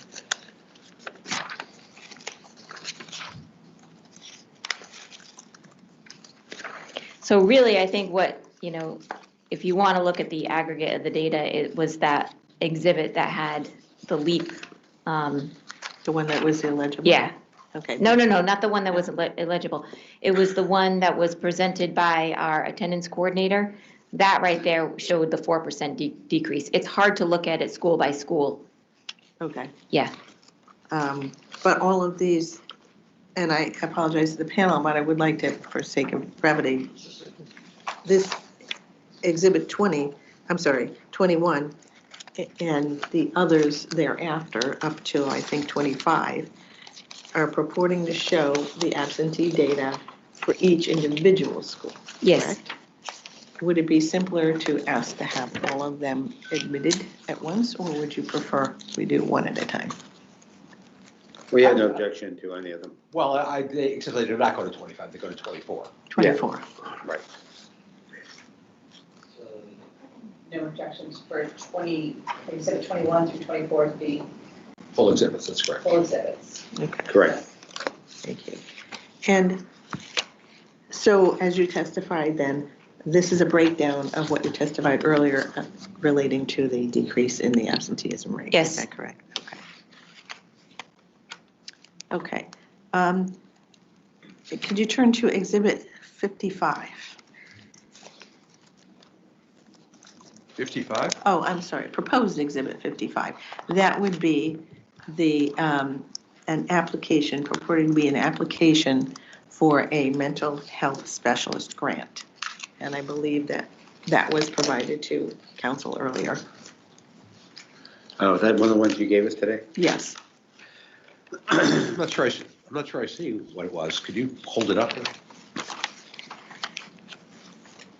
Oh, yeah, that's impossible to read as well. Okay, it's fiscal year 2023. It's an ARPA grant. Summer mental health supports is at the top. And it is legible to me. Small, but legible. Well, God bless you in your eyes. I find it a little bit more difficult to, What was submitted to the Connecticut State Department of Education? Yeah, this isn't the application that purportedly Killingly applied for. They submitted it. Submitted it, yes. So Attorney McKeon, this would be your document. well, yes, perhaps, but it was just provided today, and it is extremely difficult to read. they have knowledge or knew or should have known about this since it was their money. I'm sure he's aware of it. It's just, it is very difficult to read when you print out an application in this manner. Right. Well, he has a computer there. Perhaps he could pull it up. Does that help me? So maybe you could share reading it. I don't know. But certainly. Is this a grant, Dr. Nash, that you have applied for? Yes. So you are the author of the grant? Yes. At least be clear about it. Let the witness testify about the contents, and then we can admit a legible copy at a later time, Duffy. Okay? In other words, it won't be admitted, but she obviously can testify if she has personal knowledge about it. Absolutely. You know, indeed, if she wants to read the entire document, at least the Kelly responses, that could handle the problem. That's fine with us. Does anybody have an objection to a legible copy being submitted by Attorney Stevenson at a later point to be admitted as a full exhibit? Let me just ask, this was a grant application you made and it was approved, correct? Yes. Okay, no objection to that. Okay. Is that okay with you? So it is admitted on the condition a legible copy. Yes. That's fine. Okay. And what number would this be then? This would be 55. proposed 55. Thank you. Dr. Nash, could you explain what this grant application was for? Sure. Could you just read which one that is that you're looking at? Okay. Here. Okay. You can't just, right? I can, but that would take time. It's easier to get into it, so. You can read that, correct? Yep. Okay. Yes. Okay. Oh, yes. Yes. So if you want me to read it, it's the Summer Mental Health Support Grant. Okay, and what were you asking for in that? Right. For this grant, myself in partnership with Kathy Cody, our Director of Mental Health, we're looking for some partnerships for some of our students. So we worked with Teague and Project Genesis for programming for both special education students. Teague is much more comprehensive mentoring program for students. So it was a relatively small grant. So those are the only two aspects of this grant. And what? Yes. How long has Kathy Cody been in the school district? Total in the school district since 2021. So we were hired at the same time. How long has she been the mental health director? Since January 2023. Thank you. And what is the date of this? The only thing I can't find on here is any kind of date. When did you apply for this? This was for this summer. So do I remember the exact date I applied? No, I don't remember that. Well, by this summer, do you mean the summer of 23 or the summer of 24? Yep, summer of 23. So these programs were already in effect in the summer, Yep, we have been using these programs, yes. and they're still ongoing now? Yep. Okay, and what services are provided by these programs? Sure. So Teague is a mentoring program that provides very specific, comprehensive, targeted intervention for students and families, really, that are struggling with a variety of mental health needs or behavioral needs. It could, range the gamut there. For Project Genesis, that is really for our transition students, students that are in special education, that are older. We've worked with them for years. And so does this involve mental health supports? Yes. Of what kind? Can you be more specific? Well, if you want specificity on that, you probably want to ask Kathy Sure. Cody. Okay, Yeah. that's fine. Is mental health specialist grant the same as a behavioral health pilot grant? No, And how are they different?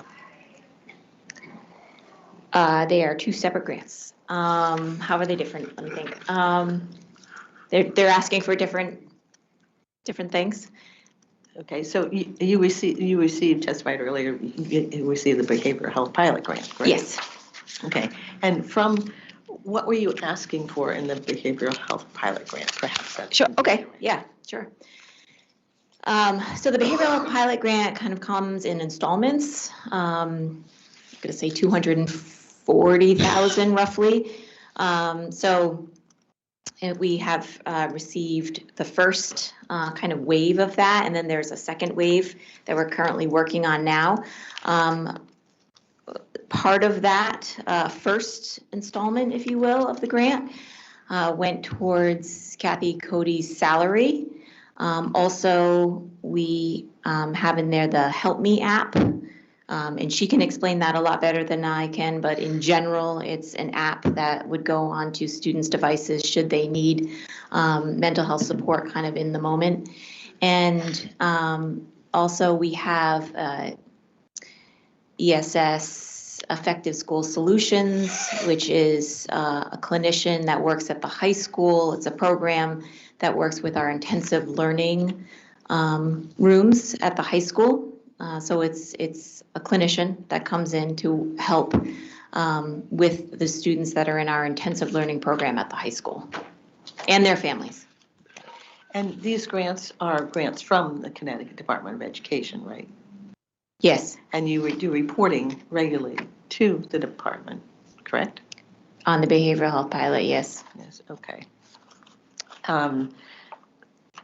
When, and this behavioral health pilot application, do you recall when that was applied for and received?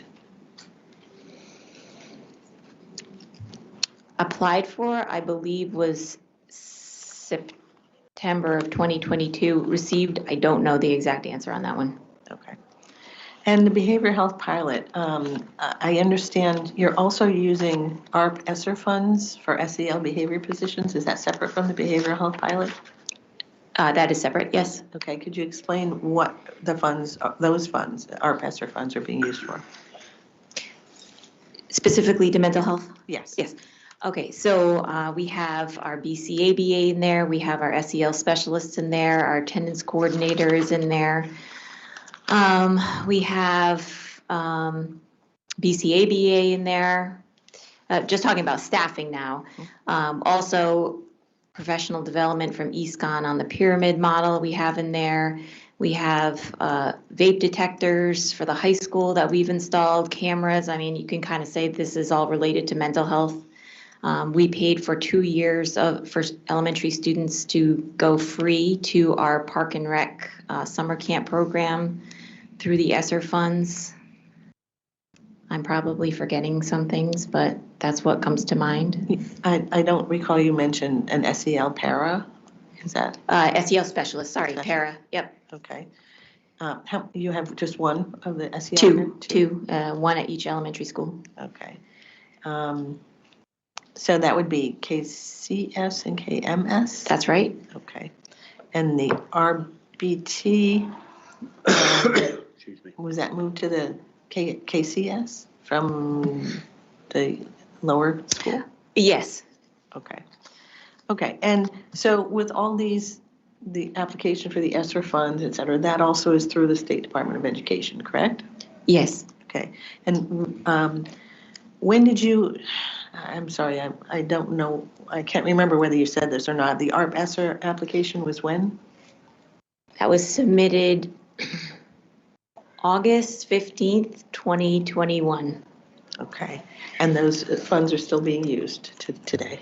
Yes, they, we can use those until September 2024. Okay, and that was, the application was before the Generations grant, Generations vote, correct? Yes. Okay, so that would indicate that you were trying to meet the mental health needs of the students before the Generations vote, correct, with the ARP ESSER funds? Yes. Okay, and still after the vote, correct? Yes. Okay. I just have a few more questions.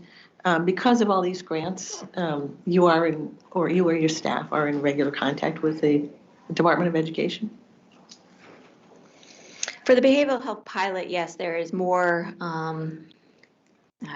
person-to-person, if you will, communication, more regular communication. For the ESSER grants, the communication that I have is really just around revisions. Okay. But generally, you're reporting to them with regard to how you're using the funds? It's all written, yeah. So if I have to make a revision, yes, I have to have a rationale as to why. And everything is documented, how you're using the funds? Yep. Okay. Right. So this Department of Education would have known then whether you were using those funds for mental health? Yes, they see Okay. it, that, yeah. Okay. Did Killingly ever fail or refuse to adopt any interventions to address the needs of its students? No, Did Killingly ever choose not to respond at all in any meaningful way to student needs? no, Was Killingly deliberately indifferent to student needs? no, Are they indifferent now to student needs? no, Did Killingly staff choose not to respond at all in any meaningful way to their student needs before or after the vote to reject generations? no, Did Killingly staff inexplicably fail or refuse to implement any interventions? no, Were any 10-4B complaints made by parents or other than this one by the state board to your knowledge no, before or after generations?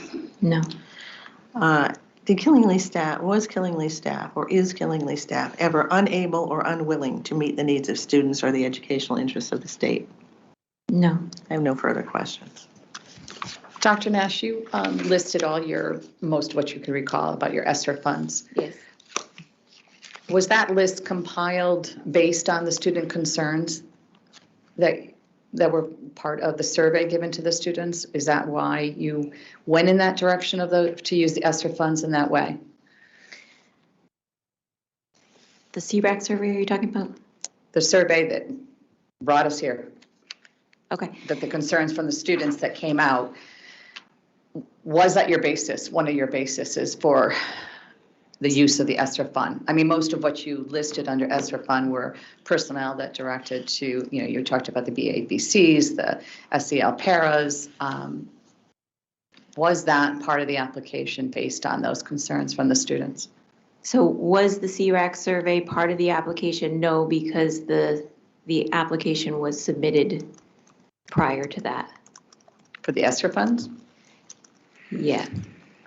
What did you base your need for the ESSER funds on?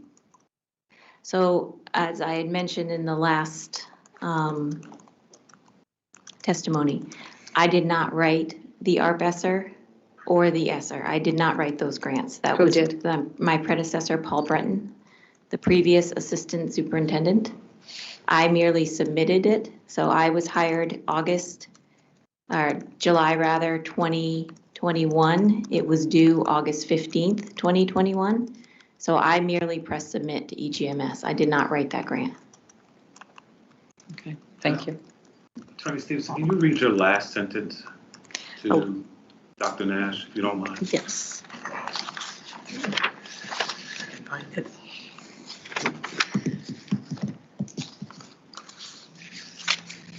Or your last question, I'm sorry. Right. Yeah, Right, oh, I get it. sorry about that. That's all right. Was the Killingly staff ever unable or unwilling to meet the needs of students or the educational interests of the state? That was my last question. Thank you. I've been sitting here these last two meetings, and I think there's a great distinction between needs being met and needs being addressed. Needs being met means there's success. Address means there's effort. And my personal experience, I've never known a school where all kids' needs are met. So I think, in my opinion, that I think there's a great effort in addressing the needs of children. Yep. Clearly to me. But meeting the needs of every child, I don't know. What would you think of that, Dr. Nash? Do I think we always can do better in every aspect of everything we do in education? Absolutely. Absolutely. We always can do better, and we always aim and strive to do better. Yeah. But we do the best we can with the resources we have and the time that we have, right? Yeah. You try Absolutely. to address all the needs. Yes. So I just wanted to make that distinction. I understand, and it's a good And as distinction. you were addressing these needs, Yes. I'm going to go back to, originally to the student concerns. What is your thoughts on that? Like, how do you think about them? Are they part of the addressing of the needs of the district, thinking Always. about the student voice from Killingly. Yes, always that's part of the reason why I formed the Student Engagement Steering Committee, is to get that direct pipeline to students, because we as adults sometimes think we have all the answers and we don't. And so we have to listen to our students, listen to our kids, and let them guide us. Very much so. Thank you. Might I address, the reason that I phrased the question in the way I did was because that is what the complaint says, that Killingly was unable or unwilling to meet the needs of the student, of the educational and interests of the state and of the students. So that's why it was posted. Attorney McKeon, do you have questions for Dr. Nash? Yeah, I would ask, yeah, it's probably going to be pretty lengthy cross-examination, so I just wondered if we could take a few minutes. I said, I think it's going to be a lengthy cross-examination, so if we could just take a few minutes. Sure. Thank you.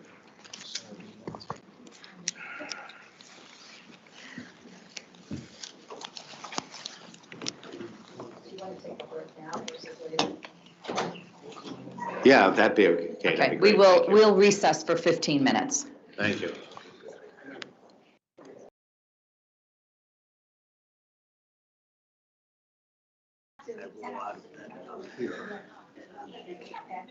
I think well, maybe I'll wait till 2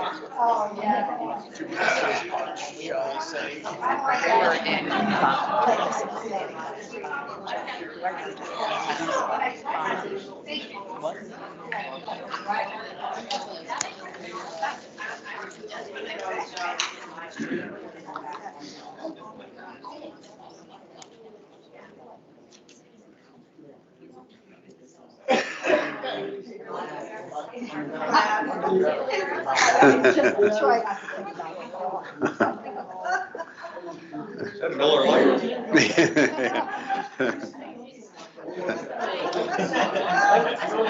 No one's supposed to see that. No. I don't either. Oh, really? Well, you know what? I don't drink beer either. That's right.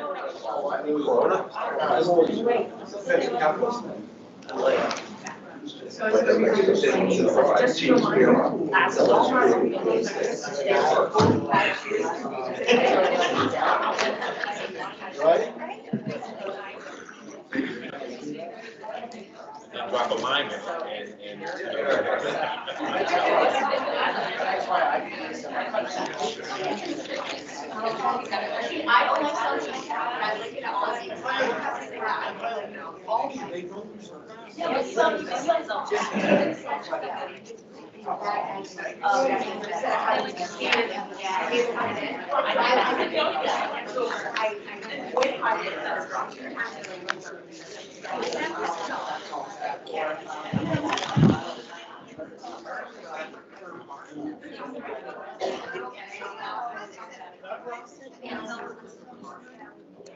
No, I'm good.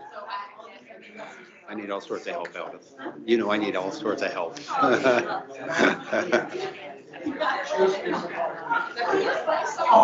am.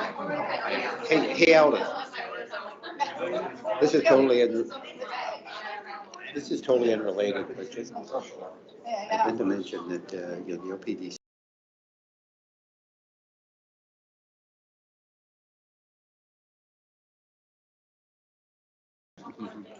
Okay, I'm ready. I'm sad if you guys are. That being a relative term. That being a relative term.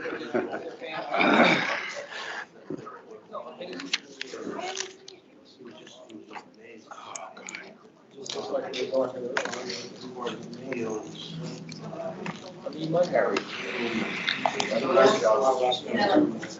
happy to look at this. They were. Did it basically to save his life by getting him out of the world switch.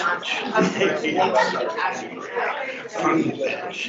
And the FBI told the Secret Service, whoever does this, that they couldn't protect him out there. Yeah.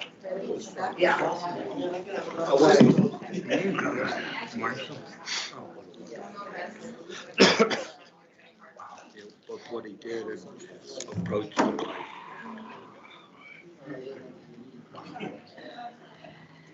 Okay, we're ready to return. We're back in session. Are we good? Yep, okay. And I believe we're Attorney McKeon. Thank you.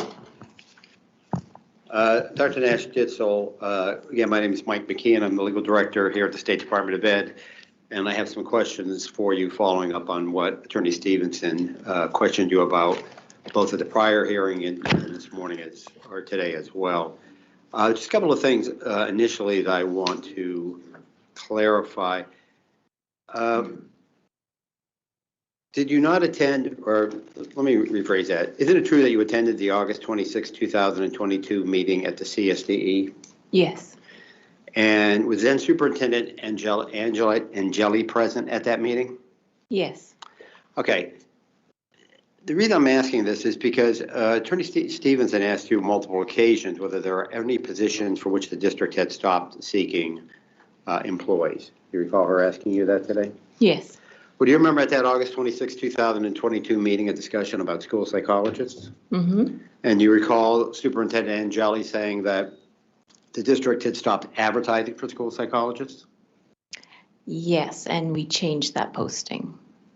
But there was, at least at that point, isn't it true that Killingly had stopped looking to fill positions?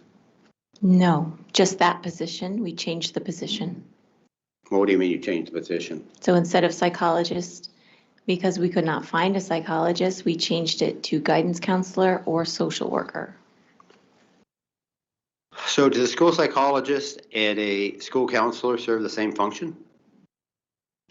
No, but they are similar.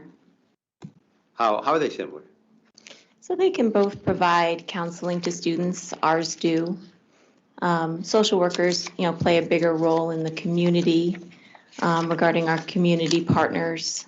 Counselors, particularly at the high school, are more involved with course planning and college preparation, but they do provide counseling and support to our students. Is it true, though, that the job descriptions for school counselors provide that they are to work with students who have PPTs or IEPs, excuse me? Yes, they can. And in fact, the language essentially limits them to providing counseling to students who have IEPs. Isn't that also true? It shouldn't limit them, no. But that's what their job description says. Okay, it doesn't limit them in our district. Okay, so you've created job descriptions that really don't mean anything because people can do things that are contrary to what the job description states. I believe the job description says that they do direct counseling. If that's what I believe that is your exhibit, right? That it says that they do direct counseling. Direct counseling is what we would refer to for students that have IEPs. That doesn't mean that the only thing that they can do. The job description states, quote, provide direct counseling services to special education students, consultation to their parents in accordance with the PPT recommendations. Yes. It also goes on to say counseling services for students shall be provided only for those students whose PPT recommends this. Yes, so though not every special education student requires counseling. But it doesn't say any, with those two parts of the job description seems to limit their duties just to special ed kids. Isn't that correct? I'm sorry, I Yes, didn't get that. the job description, at least those portions of the job description I just read, they seem to limit the school counselor's interaction with students, at least with respect to providing emotional counseling to special ed students. Isn't that correct? No. Okay. So either your job descriptions are incorrect or you're incorrect. Is that fair to say? No. Okay. Also, do you recall at the last hearing, Attorney Stevenson asking you with respect to the State Department's of Education's investigation, you stated that you were not aware of any information transmitted to me. I was the investigator, as you recall, during the investigation. Do you recall her asking you that? I think so. And do you recall saying that you're not aware of any? I don't know. What do you mean by information transmitted? I'm not sure I understand that. Well, you seem to understand it when Attorney Stevenson asked you the question, but let me try to clarify it. Do you recall Attorney Stevenson asking you whether you were aware of Killingly providing to me any information upon which I then based the investigation report? I think that was in the context of had you come to Killingly. But you are aware of the fact that Killingly submitted a substantial amount of exhibits and a written response to the 10-4B complaint, aren't you? Yes. And in fact, you were represented by different legal counsel during the investigation. Isn't that true? Yes. And isn't it true that you, as the central office administrator, worked with your attorneys to provide the response to the original April 2022 10-4B complaint? Yes. And in fact, as part of that response, you were requested to provide a sworn affidavit. Isn't that That's right. correct? Yeah. Yes. And you did provide one, Yes, I did. as did Superintendent Angeli, correct? That's right. And we are aware that Killingly's then legal counsel submitted 31 exhibits in support of its May 3rd, 2022 response to the 10-4B complaint. Say that one more time. Sure. I know, the long question. Let me break it down. Did you have the opportunity to review your prior legal counsel's May 3rd, 2022 response to the 10-4B complaint? Yes. Okay. And were you aware of the fact that in addition to that written response, your then legal counsel, by your, I mean Killingly's, obviously not yours personally, that your then legal counsel submitted 31 supporting exhibits? I don't know if I know that for certain, but perhaps. Okay. So in fact, Killingly submitted a substantial amount of information to me Okay. as part of the 10-4B investigation. Is that fair to say? Yes. Okay. Thank you.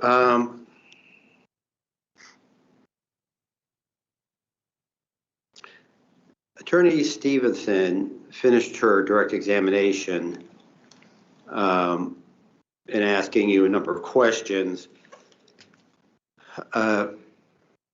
and in response to which you testified in part that Killingly never failed or refused to implement any social or emotional health needs. Is that for student needs? Do you recall testifying to that? Yes. What about Superintendent Angeli's recommendation that the school board implement a school-based health center, specifically Generations? What about that? Didn't the board refuse to implement that? Generations? Yes. But not a school-based health center. Well, do you recall during that school year, and this would have been 2021-2022 school year, do you recall at any time the Killingly Board of Education asking or inquiring or approving of the implementation of a school-based health center? Say that one more time. Certainly. During the 2021-2022 school year, did the Killingly Board of Education ever agree to the implementation of a school-based health center? During that school year? Yes. No. What was the school year? 2021-2022. And during the 2022-2023 school year, was there a school-based health center in place? No. And yet, isn't it true that at a number of school board meetings, members of the public had spoken up and urged this board to implement a school-based health center? Yes. But the board refused. They voted against it during that time. And in fact, when certain board members attempted to have the issue resurrected and reconsidered by the Board of Ed, isn't it true that the majority of the Killingley board refused to once again consider it? Yeah, it was raised a couple of times after that to get onto the agenda. It wasn't on the agenda, it was raised to get on the agenda.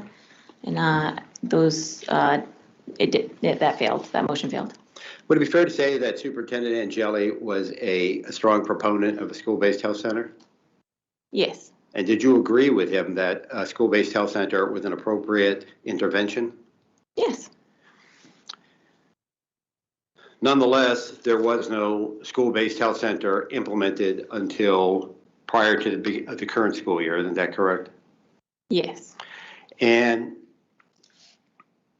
you were also asked whether Killingley was ever deliberately indifferent to the mental health needs of its students. And do you recall testifying just a few minutes ago that they were never deliberately indifferent? Yes. How about the CIRAC report? You were aware of the CIRAC report, weren't you? I was aware of that, yes. So you're aware of the fact that according to the CIRAC report, 14.7% of youth, which I believe was roughly equivalent to around 66 kids, had seriously considered attempting suicide. That's pretty serious, wouldn't you agree? Yes, that is concerning. And you had 28% saying that they had thoughts of hurting themselves. That's concerning as well, correct? Yes. And you said that well, not you, I'm sorry, I apologize. The CIRAC report indicated that 18.2% of students reported having hurt themselves on purpose. You would agree that that's also of some concern? Yes. And yet, this was first raised at a board meeting during public comment. Isn't that true? The CREC report was raised at a public comment? Right. I do not recall it being raised at public comment. Do you recall the board actually having that as an agenda item? No. Okay, so they were not deliberately indifferent, so they're getting these alarming statistics. Please tell the panel what specific steps the Killingley Board of Education took in response to the CIRAC report. Sure. So in addition to the hard work that our staff do every day in counseling.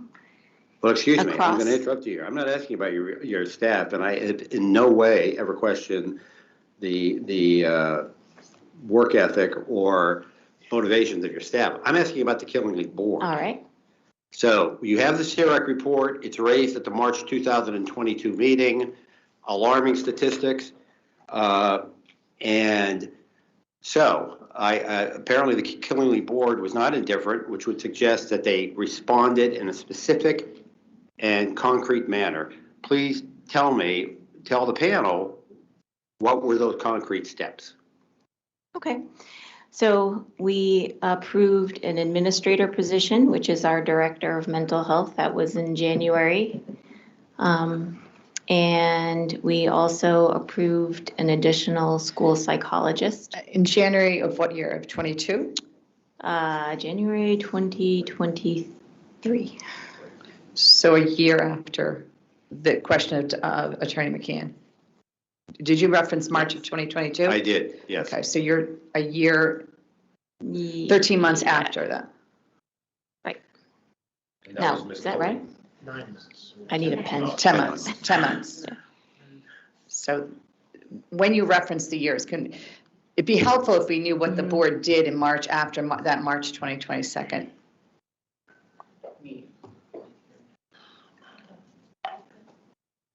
realizing full well that you were not superintendent at the time.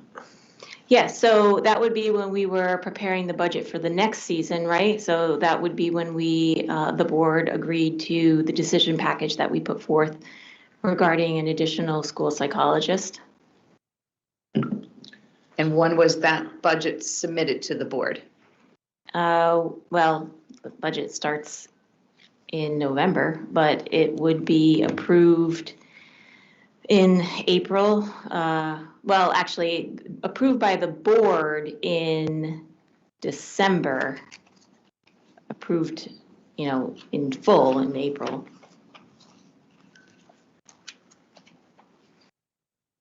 Yeah. April of 2022? Or 2023, are you speaking? That would be 2023, right? So the work of that begins the previous year.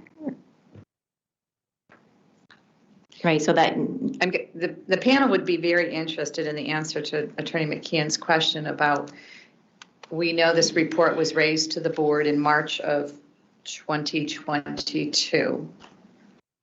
And what did the board do at that point? okay. So, Not a year, almost a year later, but at that point. yeah, again, I would go back to the school psychologist because that is done a year out because you're planning for the next year's budget the year prior, right?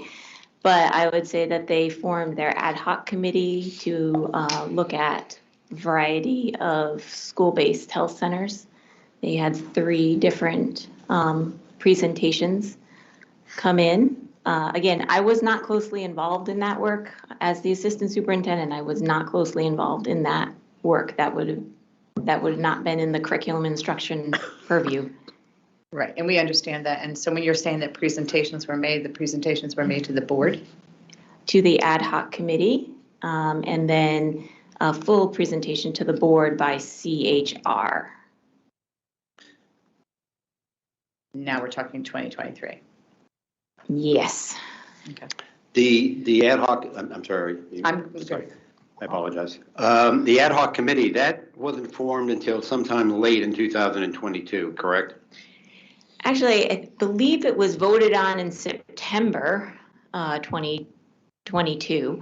The first meeting was November 30th at a board meeting. So I believe the September 14th or 28th, I can't remember, board meeting of 2022, the board agreed to the ad hoc committee. And then the first meeting happened in November of 2022. Then there was another meeting in February, I believe. Of 2023? 2023, yeah. Okay. Do you recall,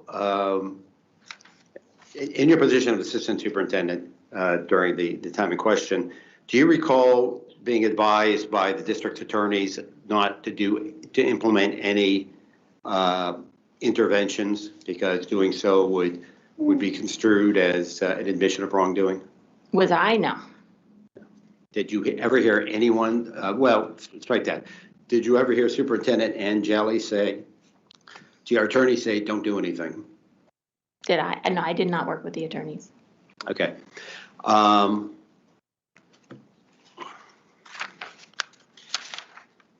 I am, do you recall, did you ever recall an April 14th, 2022 email from Superintendent Angeli saying, as part of that discuss, I think this was, again, from Mr. Angeli, as part of that discuss, I believe he means discussion, as a part of that discussion, we were advised that board members and I should not be engaging in interviews with the media while this matter remains unresolved. Did you ever see that email? No. Objection testimony at exhibit not in evidence yet. Well, this was a potential exhibit that was just given to us this morning by Attorney Correct. Stevenson, so I would presume she would have no objection to her own document. I don't have an objection to my own document being admitted, do you? No, I'm good. So I'm you're fine. saying that's admitted now? I have no objection to it whatsoever. So what are you gonna call this? hang on. I'll let you. No, I have no objection to it, I assume. Are we, I think it should follow your. That's what I'm trying to find right now. what would that be, Well, 56? she may want. 56. She may want. Is that 56? 53, 54, 55?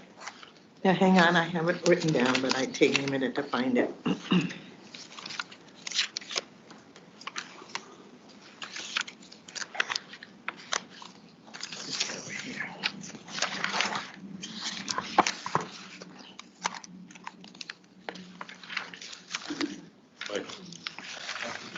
Yeah, that's it. Okay, that would be Exhibit 51. I thought we were already on 55. This would be 56. We wouldn't it? skipped over some, so that was our proposed number, 51, yes. Says respondent 51? Proposed Exhibit 51 is the letter that you were just reading from This one here, Deborah? Angeli, yes. Yeah, okay. All right, that's fine. So exhibit 51 is exhibited as a full exhibit. Okay. Okay, thank you.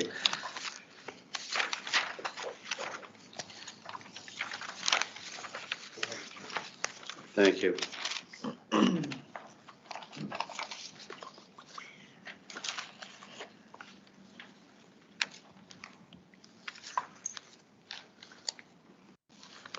Well, I've already asked you the question as to what's stated in this exhibit, so now it's admitted, so the panel will be able to see it for themselves.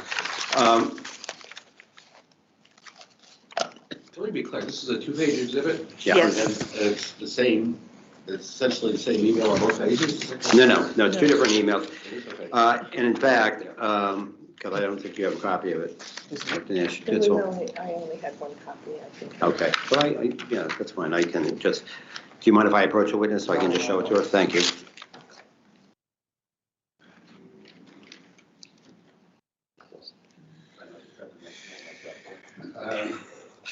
The front page is a May 5th, 2022 email. You see the first paragraph with respect to the assemblage of the response to 1014 complaint. Okay. So that references the central office. This is kind of following up on what I had asked you a few minutes ago. Okay. So you, as part of one of the central office administrators, were involved in preparing the response, correct? Preparing what response? To the 10-4 meeting. For shipment? Yeah. Yes. Okay, that's fine. I know I'd ask you about it, I just want to establish it as part of the record.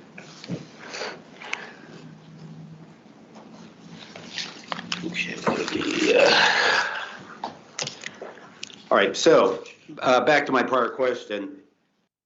In response to these alarming figures from the CIRAC report, you were explaining what steps the board took, and that was in part to form an ad hoc committee, which first met about 8 months later, and also to enter into an agreement with CHR, quite a bit later, sometime the following year. However, at that point, March of 2022, these numbers have been provided to the board. And isn't it true that the then board chair's response was basically to question the credibility of the students? I'm sorry, what? Wasn't it the then board chair's response to the CIRAC numbers, wasn't it to question the credibility of the students who had participated in the survey? That's Janice Jolly you're talking about? Yes, I am. Yes, right. Okay. And whether the then vice chair of the board's response to basically say, well, that's not that big of a number, the 14.7%? I don't know that for sure. You were at the meeting, weren't you? Yes. Is that something you think you'd remember? Maybe not 2 years. Well, year and a half, but, so did these numbers are provided to the board, did the board say, did they ever meet with you and say, Susan, you're our assistant superintendent. We're concerned about these numbers. We want you to take this step, or this step. Did that meeting ever take place? Not with me. Who did it take place with? Anybody? I don't know. Okay. Now, you indicated before that you had completed an affidavit as part of the district's response to the 10-4B complaint, correct? Yes. Okay, and you'd recognize that affidavit where you see it today? Yes. All righty. May I approach? Thank you, want to bring it?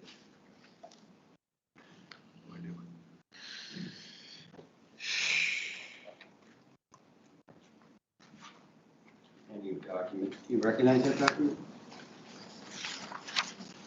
Yes. And this is in fact your sworn affidavit, correct? Yes. We would like this submitted as a full exhibit. On what basis and grounds? On what, I'm just asking a question, on what basis and grounds is he asking for it? Could you use your mic? Oh, I'm sorry.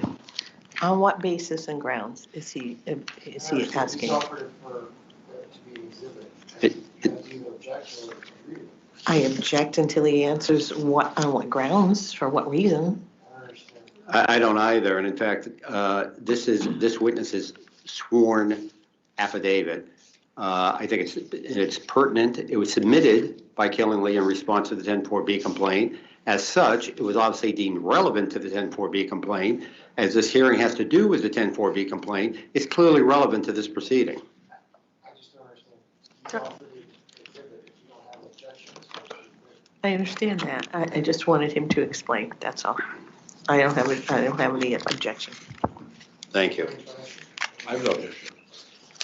So what number is this? I guess this would be number one. Okay.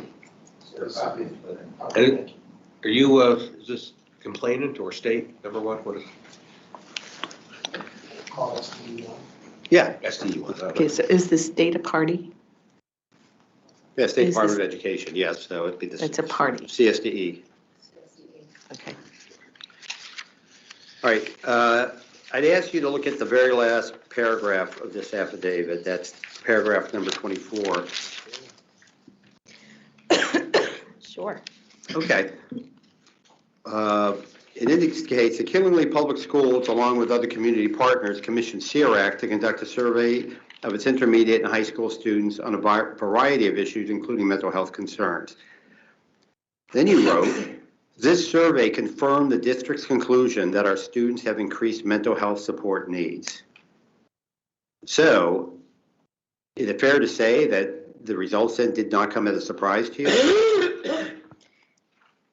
Well, I think they were surprising, right? They were concerning, but that didn't change what we already knew, that after the pandemic, and even prior to the pandemic in Killingly, we had students with mental health needs. Pretty serious mental health needs, wouldn't you say? Indeed. And yet, I'm still trying to ascertain. Attorney McKeon, when is the date of, or Superintendent Nash, the date this was signed? There's no date on this. No, I noticed that. Oh. It's very peculiar. There is no date on it. However, I will note it was submitted as an exhibit to the May 3rd, 2022 response that Shibben and Goodwin's filed with the State Department of Education on behalf of Killingly. Okay. So presumably it was between the April, I think it was April 5th, 2022 10-4B complaint and the May 2022 response. Do you know Which I when you know signed it? was a prompt. I believe it was in April. Do I April? know the exact day? I don't know the exact day. But April of 2022. Mhm. Okay. Thank you. So you also wrote in this, the district has shared this data with the board and the Killingly Committee. Where are you reading from? I'm sorry, I'm still, right out, the enumerated paragraph 24 of the affidavit, just right after what I had just read before. Okay, so you indicated in your affidavit that this was shared with the board, and that in fact is reflected in the March 2022 meeting. And I'm still just trying to get a sense from you, and I'm not badgering you or anything. I'm just asking you, because you were the assistant superintendent, and you were present at those meetings, and on a day-to-day basis, you're there in the district. So you're saying this confirms what concerns we already had. We've shared this information with the board. The board's response was what? To the CREC survey? Yeah, their immediate response to the survey was what? I didn't ask board members their immediate response, so I cannot speak for that. No. So is it fair to say then that you were deliberately indifferent to these concerns? No. You're the assistant superintendent of schools. You're responsible for the well-being of these students. I said, what, just shrug? Just shrug your shoulders and say, well, whatever. Nope. Okay, so then what steps did you immediately implement? So we continue to do the work every day that we do for students with the resources that we have. We work extremely hard to provide what we can for all students. But you nonetheless, isn't it true that you and the rest of the central, well, you and Superintendent Angeli, you recognize the need for additional services to address these student concerns? We can always use more services, absolutely. Well, you talked about the ARP ESSER submission that you said you didn't draft, you just hit the submit button. Is it fair to assume that you read it before you hit the submit button? Yes. And did you agree with what was stated in there? Yes. And were you aware from having read that submission that the Killingly's plan was to spend at least a part of the millions of dollars it was seeking to address student emotional health needs? I did see that in there. Now, did you ever, that was the ARP ESSER, I think that was like in August of 2000, yes, August 16th of 2021. Let me go back a step and ask you, did you ever have a chance to review the April 16th, 2021 ESSER 2 grant application? So, yeah, I was familiar with it. I've done revisions on that grant. Okay, so it's stated in part, there's an unprecedented level of stress on both students and staff members which must be addressed through social and emotional support. One focus area should be on additional behavioral and mental health services. Do you believe that to be the case?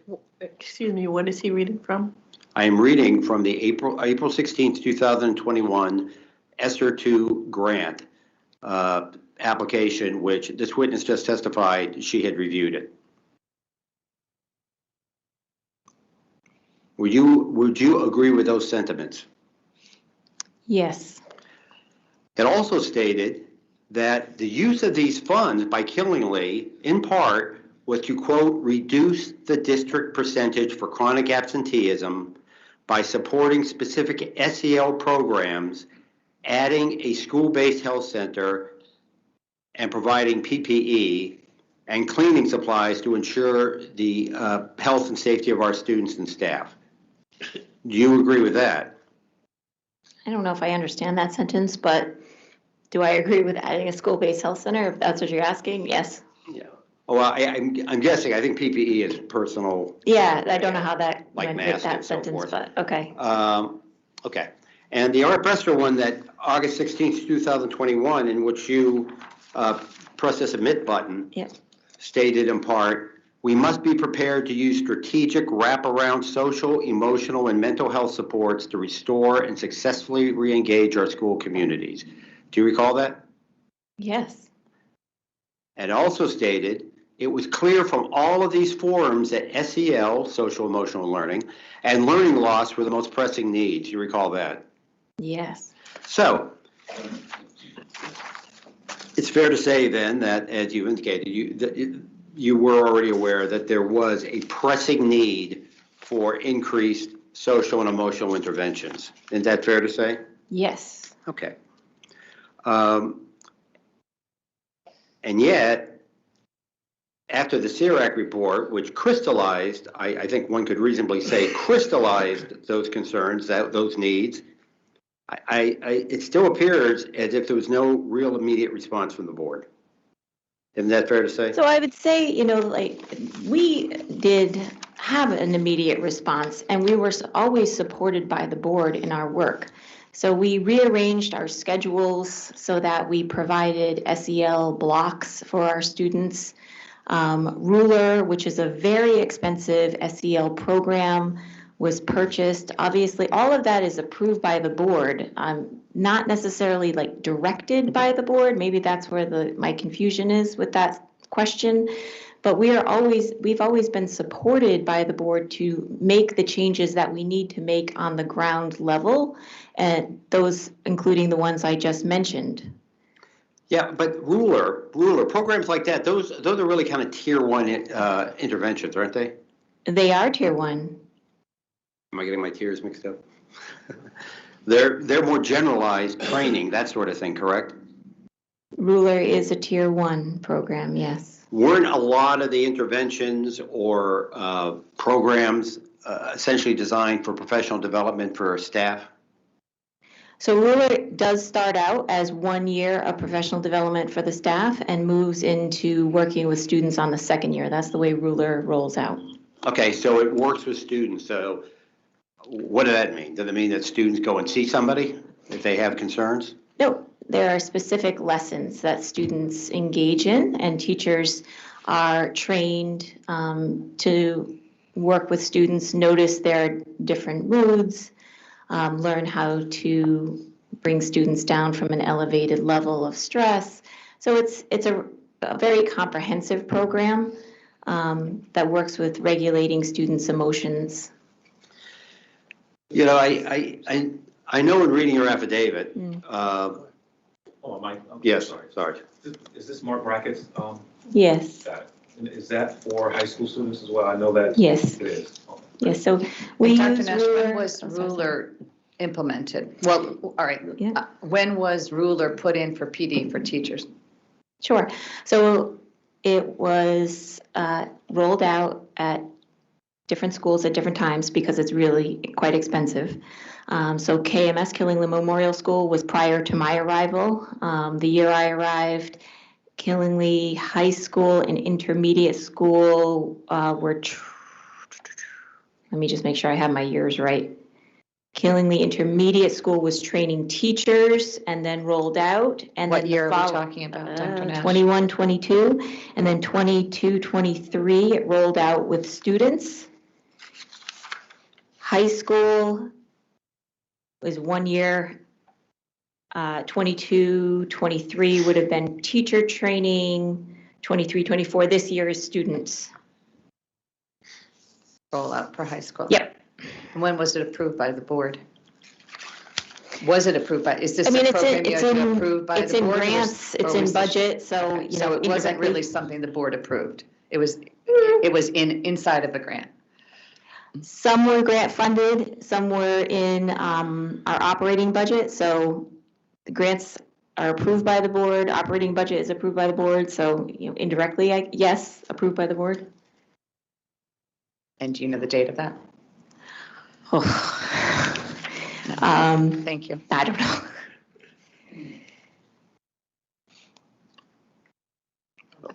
Thank you. Reviewing your affidavit, you indicate as well, and I'm looking now at enumerated paragraph 21, that during the 2021-2022 school year, school counseling staff have handled at least 660 unplanned or, quote, responsive, close quote, counseling sessions. What does that mean, a responsive counseling session? Sure, those are, as it states, unplanned. So students that have to, or have a need to see a counselor that's not planned. So not something that's scheduled to say, work on a schedule for next semester or talk about a college application, something like that. And then in paragraph 22, you stated that in 2021-22, Killingly started to use a counseling priority form to identify the students most in need so that they can receive priority access to counseling. Is that, to use an analogy, is that something like a triage, so that the kids who are deemed to be most immediately in need of assistance would be seen first? Yes, I believe that is how that was used. Again, I was not directly involved in that. Did that alarm you, that the numbers of students needing or engaging in these responsive, unplanned counseling sessions was at such a level that this kind of triage had to be established? Oh, sure, that's concerning, yeah. Okay. And was that information ever shared with the Killingly board? The responsive counseling, yes, that was part of, I believe that was the part of the presentation we made in February of, oh gosh, 2022. Okay. And who's we? That was, we had done a public presentation when Generations was there. I was there, the superintendent, Bob Angeli was there, and I believe Elise Geary was there as well. But who gave the presentation? Yourself? Oh, I was part of it. Okay. It was a panel presentation. okay. Yeah. Enumerated paragraph 23 of your affidavit, you wrote, visits to school nurses in the district have increased from a total of 3,069 visits during the 2020-21 school year to 3,581 through April 26th of the 2021-2022 school year. Were kids physically ill, or was that a reference to the kids who needed emotional support? Our data tracking system for nursing does not delineate. This would just be visits in total. But you included this in your affidavit in response to the 10-4B complaint, which was addressed specifically to social, emotional, and mental health needs of students. So the fact that you included this in your affidavit, is it fair to assume that at least part of these school nurse visits were related to mental health needs? That is hard to say. I mean, I was asked to get this data, so that's about as far as I got with it. So you're asked to get this data, so you weren't told why to get this data, but just say, get this data and put it in your affidavit? About nursing visits, yes. I think there had been an increase in nursing visits. I mean, I guess one can say perhaps it was based on students that needed mental health support, but there's no way to know that. There's really absolutely no way to know that with our data tracking system. Is the counseling triage system still in place? No. When did that conclude? I believe that we did not have that last year, so we haven't had that for at least 1 year in this school year.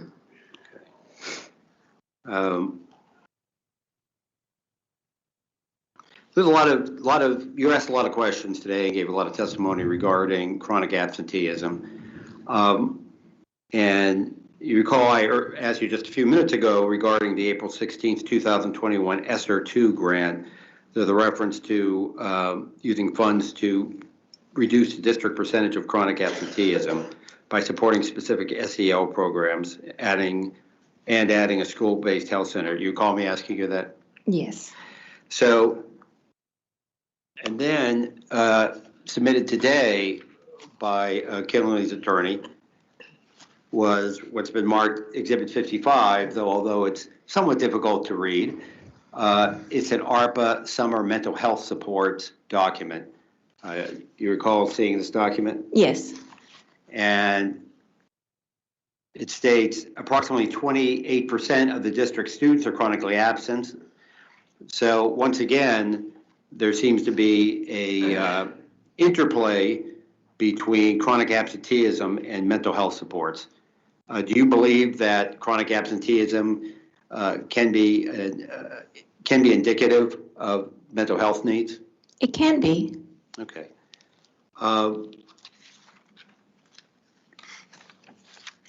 So,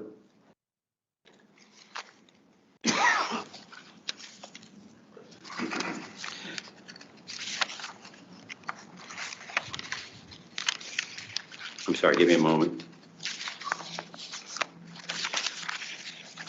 If I were to ask you whether during the 2022-2023 school year, the overall chronic absenteeism rate was 28.6%, would that seem accurate to you? That would seem accurate. Okay. And were you aware, or do you recall that during the prior school year, 2021-2022, the chronic absenteeism rate was 26.7%? Yes, So actually, and I believe you did allude to this in your testimony. yes. There was an increase between the 21-22 and 22-23 school year with respect to chronic absenteeism? Yes. Now, you indicated in Killingly Exhibit 55, and I read, let me just read what I just read, approximately 8% of the district students are chronically absent. And although our chronic numbers have improved this year with interventions, you go on to discuss further.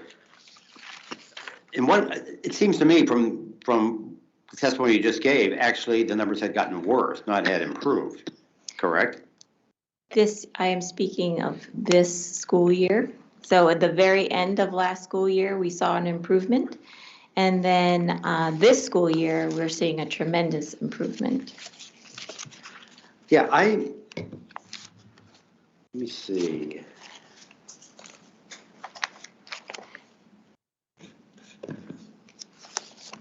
Bear with me, sorry.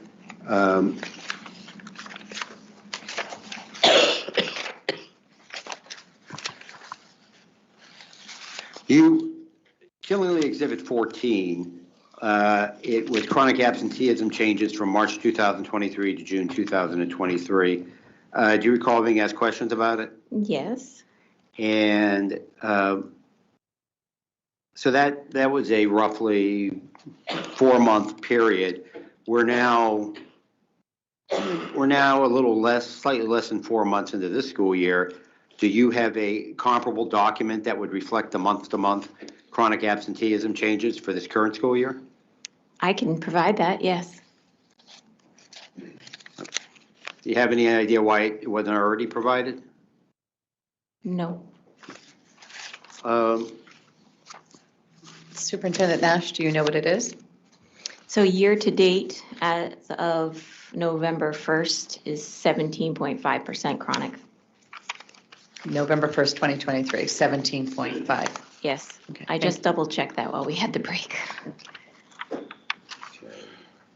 I'm going to ask you some questions following up on chronic absenteeism with respect to exhibits 21 through 24, if you have those handy. If you recall, during your direct examination, these were all admitted at the same time because they break down the chronic absenteeism data for the different schools within your district. Do you recall that? Yes. Okay, so this is again for the 2022-2023 school year, correct? 22, 23, yes. Yes, okay. So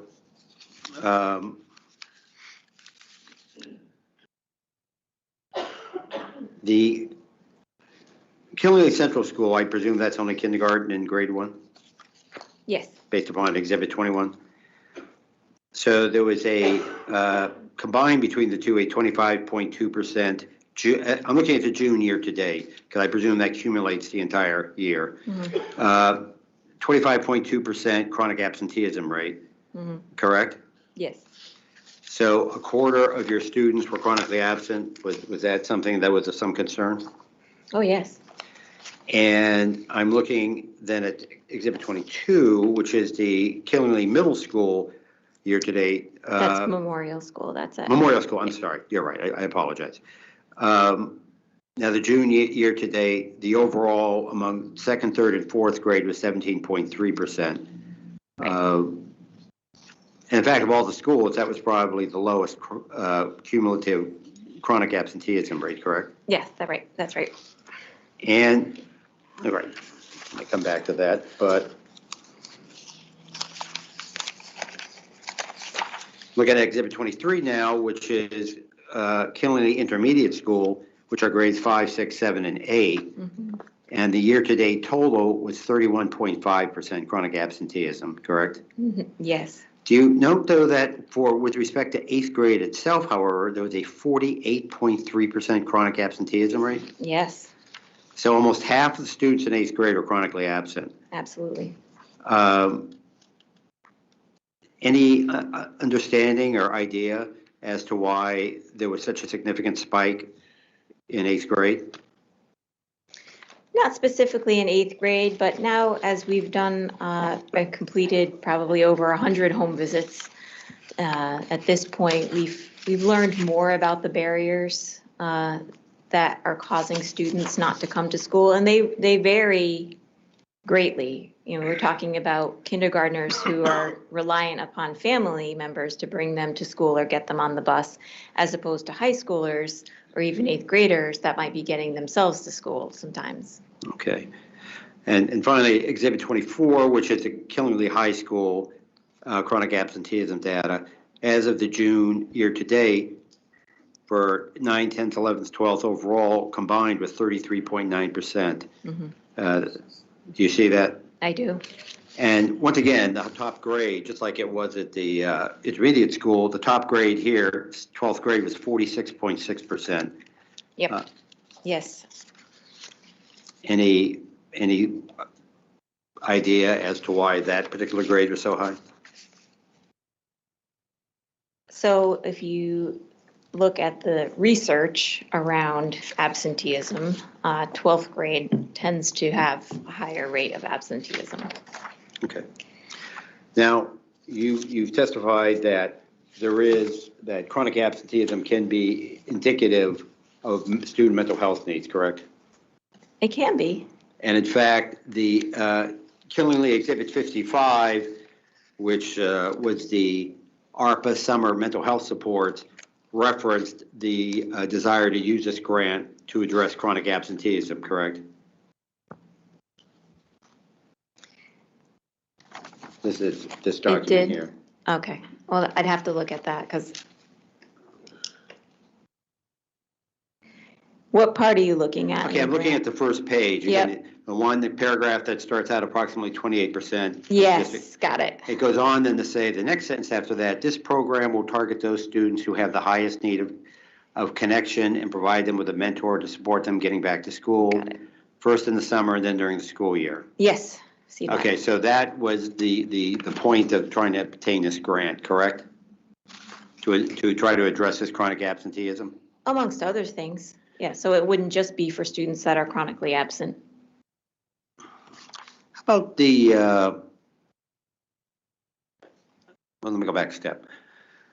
All right, so this year, I believe it was in May, you entered into an agreement, by you, I mean the Killenly School District, entered into an agreement with Community Health Resources, Inc., or CHR, correct? Yes. And do you recall Kathy Cody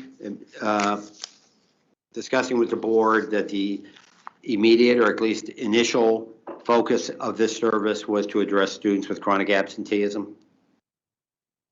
I don't believe, no. Okay. I don't remember that. Okay.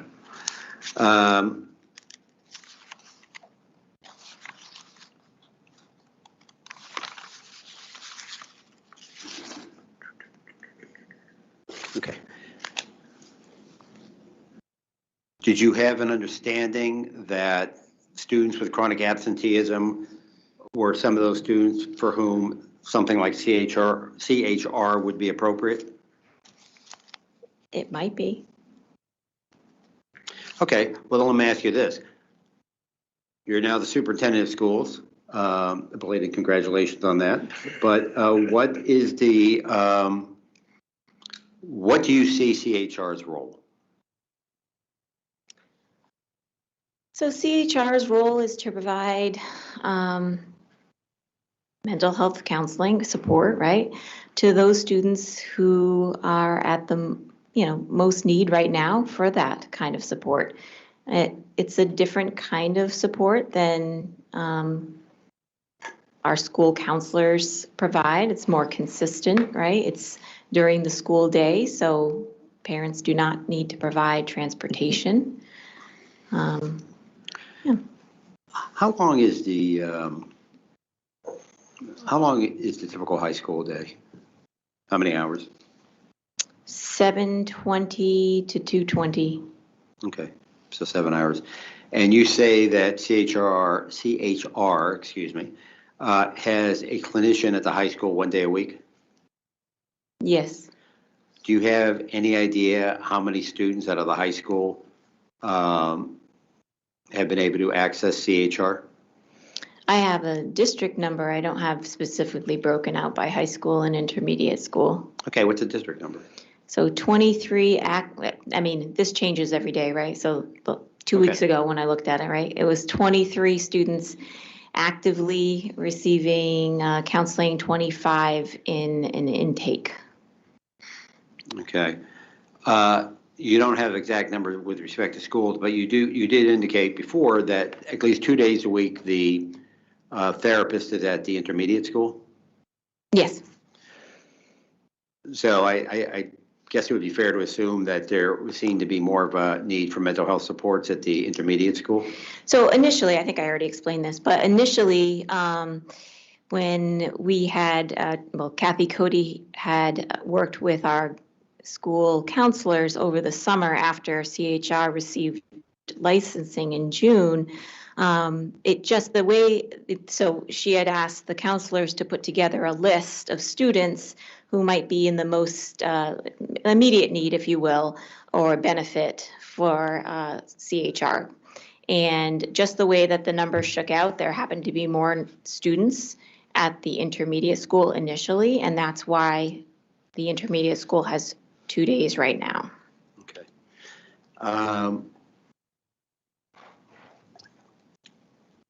To the best of your knowledge, what was the difference between,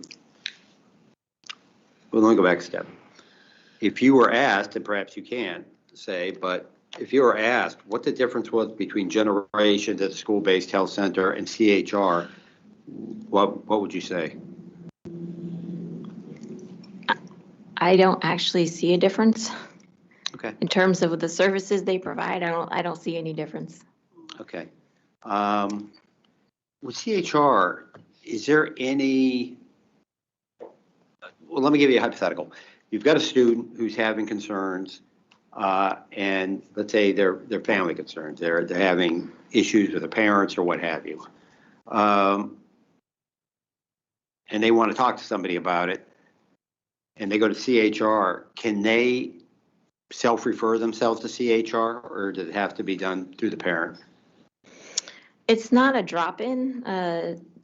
So no school-based health center is a drop-in type provider. So it would most likely be through our school counseling or parents. And are directions given to, or guidance given to school staff, let's say social workers, school counselors, what have you, as to how the referral system would work? Yes. Okay. And does that process involve contacting the parents? Yes. And so I'm a student and I say, I really like to see CHR, but I don't want you to tell my parents. Do you have an idea? What would be the next step? Would there be a next step, or would that just be the end of it? No, it's not the end of it. We really want to know more about why, why we wouldn't want to involve parents. And depending on that answer, we would take an appropriate path. Are you aware of Connecticut law which sets forth in certain circumstances, students do not need adult consent to see a therapist? I am aware of that. Okay. So presumably, if those criteria were satisfied, there would be no impediment for the student to see someone at CHR, correct? I'm not sure. I guess that's how the law reads. I'm not entirely sure how that works. Okay, yeah, and it's, I don't mean to ask you a legal question. I know you're not a lawyer, and that wouldn't be fair, but I was just wondering in a practical sense how that would work. Okay, well, let me ask you another question. You do have social workers there, and what if a student wants to talk to someone and says, okay, well, I really don't want to go to the CHR route, but I need to talk to someone. Can they just talk to the social worker, or does that again have to be a parent referral or parent involve the parent? No, if a student comes down to counseling and requests speaking to social worker or guidance counselor, right? They can speak to that person. Okay. So there is a way in which they can get therapeutic support without, on their own, basically, self-referring. Yeah. Okay.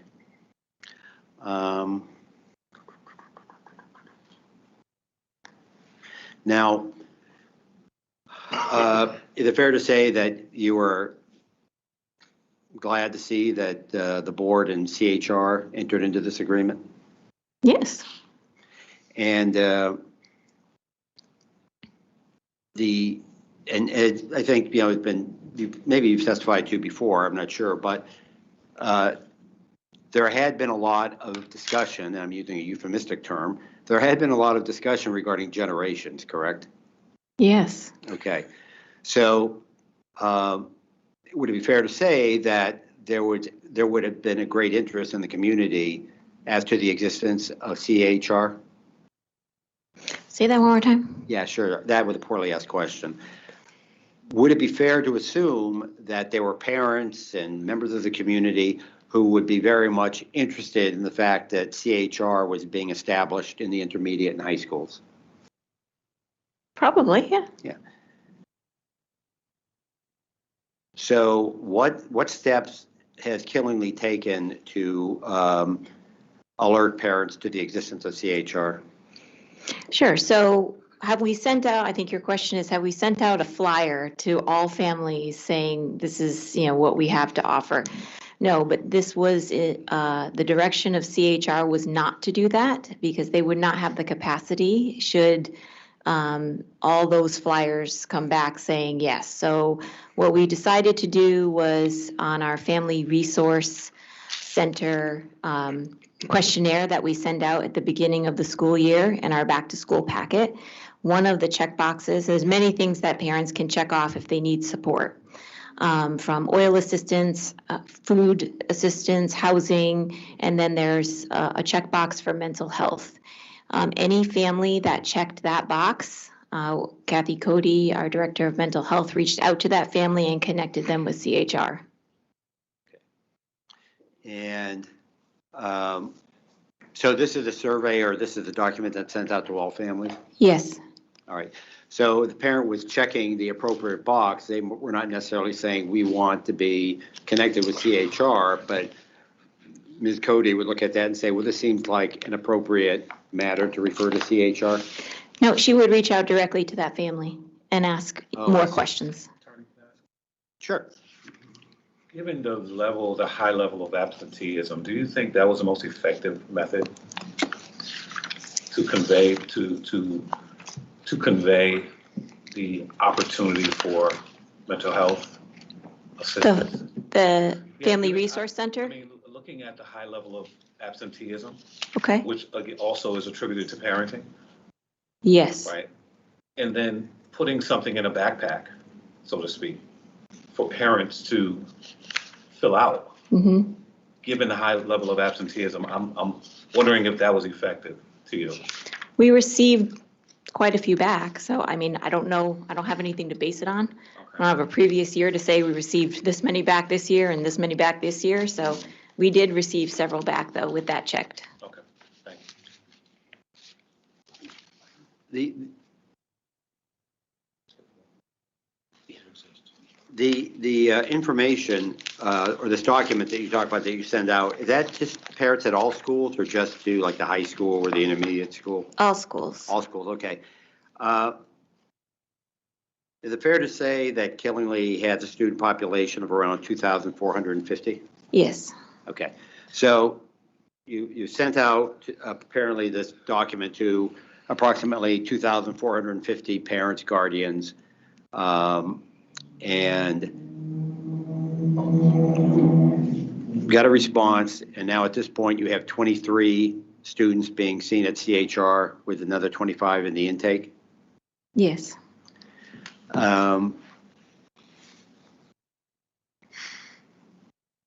Are you looking to increase the amount of days that CHR is available at the two schools? Yes, so I mentioned this earlier, that CHR has posted for another clinician, so they have to hire that person, right? And they have posted for that clinician, and as soon as they can hire, we will be receiving more days. Do you consider there still to be a serious need for student mental health supports within the schools? A serious need? I wouldn't use the word serious. Did the students who all had suicide plans, did they all graduate? That was an anonymous survey. And it was intermediate and high school students both, correct? Yes, 7th through 12th grade. So it's fair to assume that a lot of those students are still within the district. Is that true? Perhaps, yes. So did they suddenly, are they suddenly in a happier place, or is there still this significant amount of students out there who have some serious mental health needs? My hope is not, but because it's anonymous, I do not know. But you just said that you don't have any there, that you don't think there are serious mental health needs currently. So I said I wouldn't use the word serious. You I wouldn't- would think that there's mental health needs. I think that exists in every district. Do I think that we are addressing them, as you mentioned, addressing aggressively with intent? Yes, I do. Do I think we are in a better spot today than we were 1 year ago, than we were 2 years ago? Yes, I do. You mentioned, you were asked a question, hold on a second, let me see if I have the actual exhibit here. I know I have it here somewhere. Oh yeah, Exhibit 19, you're asked about a list of armed security officers. Do you recall being asked questions about that? Yes. Do you consider armed security officers to be mental health professionals? No, I don't think I would classify them as that, although they are retired police officers. Well, they don't provide counseling services, do they? No. So you feel that the presence of, we'll strike that. Do you recall whose initiative or suggestion it was that the district hire armed security officers? In other words, was it the administrations or the boards? It was the boards. And did the board, do you recall, did the board indicate that, well, this is going to help students' mental health? I don't remember that statement being made. Okay. So you currently have well, no, actually you said you have one school resource officer and 3 armed security officers, but you're budgeted for up to 5 armed security officers, correct? Correct. Okay. So the hope is to have at least 1 at each school? Yes.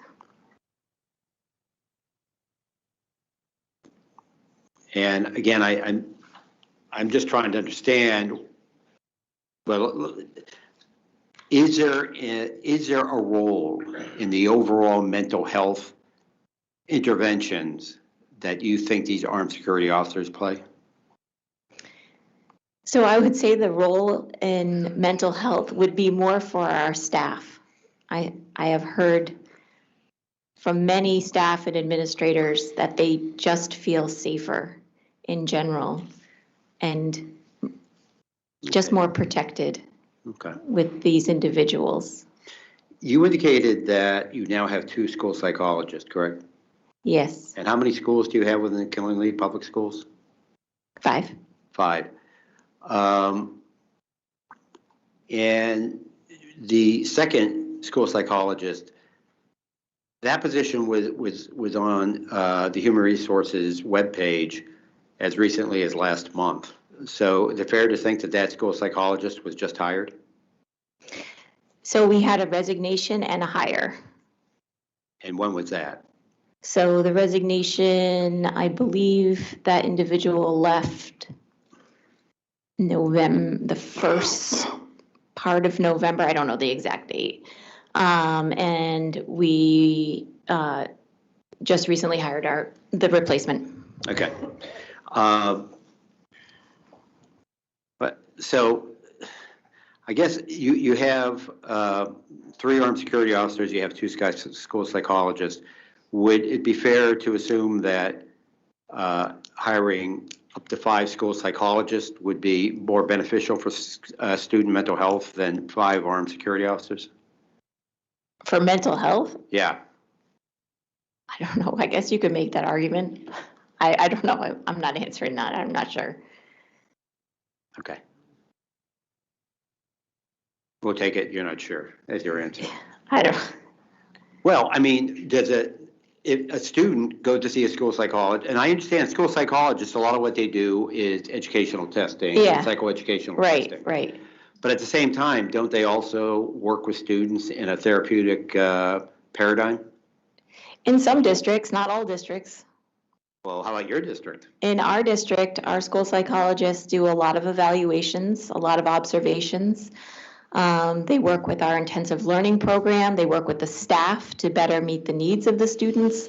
There's not a lot of direct student counseling with school psychologists. Okay.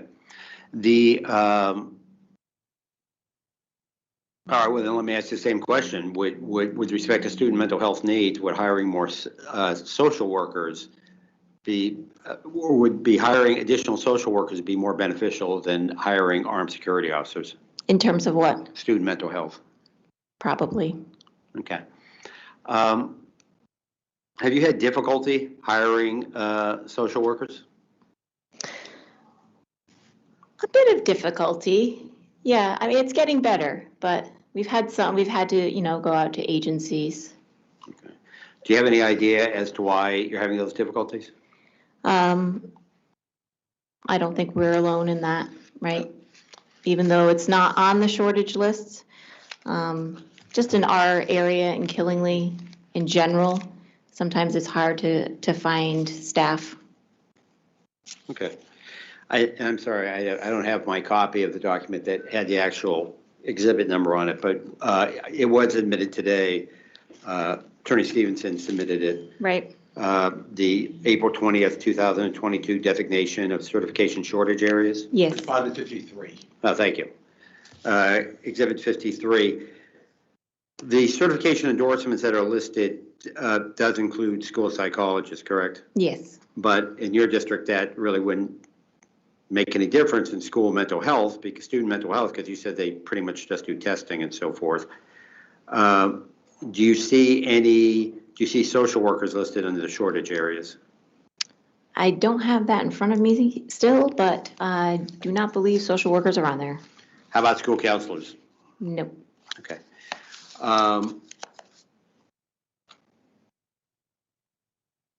Do you have any difficulties hiring school counselors?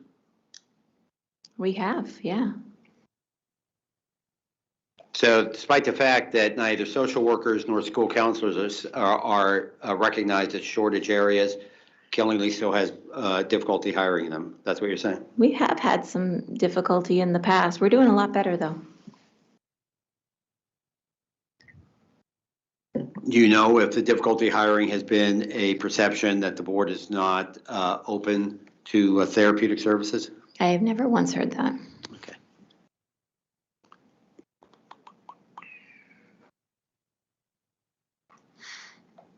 All right. You talked before, I'm sorry I got away from it, but now I'm circling back. You said that you send these notices out or these informational sheets out to parents, and based upon them, Ms. Cote follows up with some parents, talk about possibility of CHRR, that kind of thing. Yes. Yeah. Does Killingley Intermediate School and Killingley High School both have student parent handbooks? Yes. And are they typically updated every year? Yes. Is there anything currently in either handbook that talks about CHR? Yes. There is? In the high school. Okay. And what does it say about it? It explains what CHR is and if families are interested, who to contact, which would be Kathy Cody. And are you aware of the fact that Ms. Cody's webpage on the Killingley Public Schools website is under construction? As many of them are, we just updated our website. But if someone goes to that page, says, I need to look into getting some mental health supports for my child, I go to that page, it says under construction, what are they supposed to do? Call the school. Do you believe that there has been acceptance by all the building principals, all the building administrators to the interventions that Ms. Cody is trying to implement? Say that one more time. I didn't hear you. Say it one more time. Oh, I'm sorry. Do you believe that all your building administrators are equally open to the interventions that Ms. Cody is trying to implement? Yes.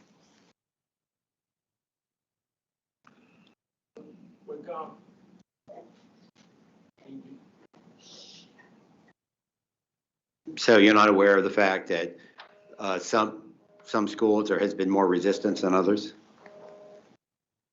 Resistance to what? Well, to addressing this therapeutic need with students more directly. I don't know of any resistance. Okay.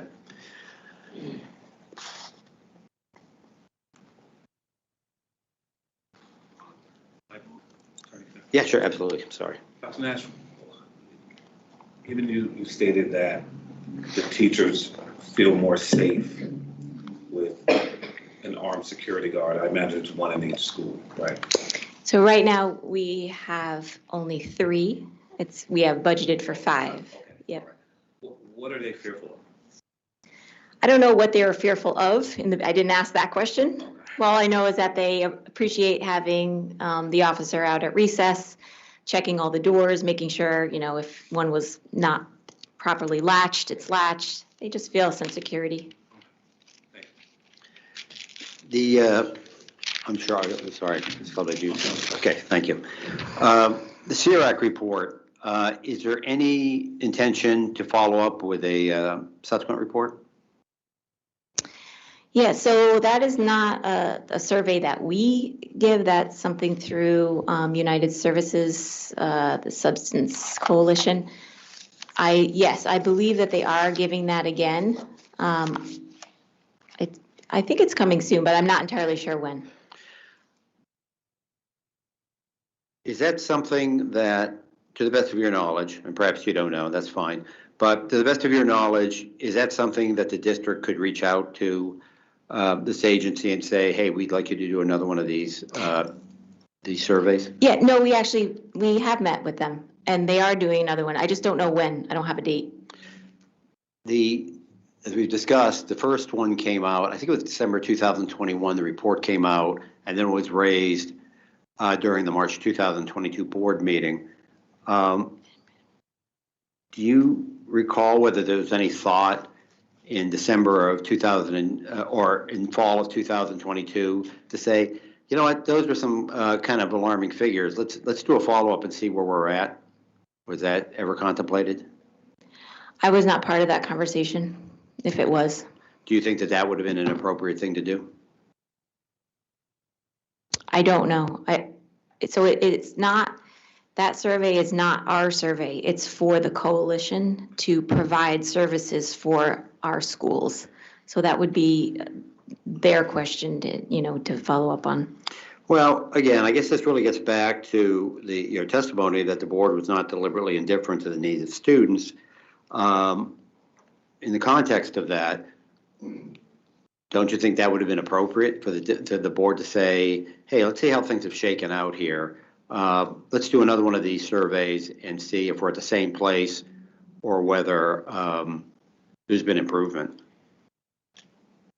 I think that's why we're doing another one. Yeah, but 2 years later. Yeah, I don't know. Well, I'm just saying, there was an ad hoc committee formed, but there was no actual direct I hate to use the word investigation, but I guess trying to get the pulse of the students as to how things were. Was there ever any discussion within the Killingley Public Schools itself to say, hey, you know what, maybe we should do a follow-up survey ourselves to see where kids are at? We do surveys in November and in May. They're called climate surveys, and they are to our student population. Are they anonymous? They are anonymous. And do they address some of the same issues that the CIRAC report did? It is a different survey entirely, but there are questions like, do you feel safe? Do you have an adult, a trusted adult? If you're having a problem, is there someone that you can seek out to solve it?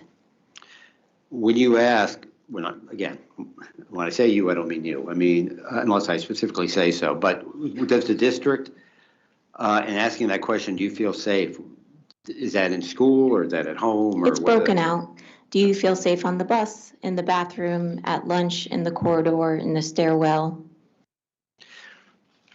And what were the results of the most recent such surveys? So for those 3 questions that I just mentioned, do you have a trusted adult?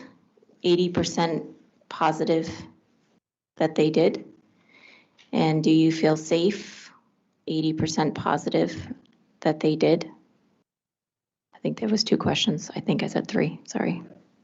Oh, I know the other one, sorry. If you have a problem, there's someone that can help you solve it, and that also was 80%. Dr. Nash, how many students took the survey? So, grades 3 through 12 take it. And how many completed it?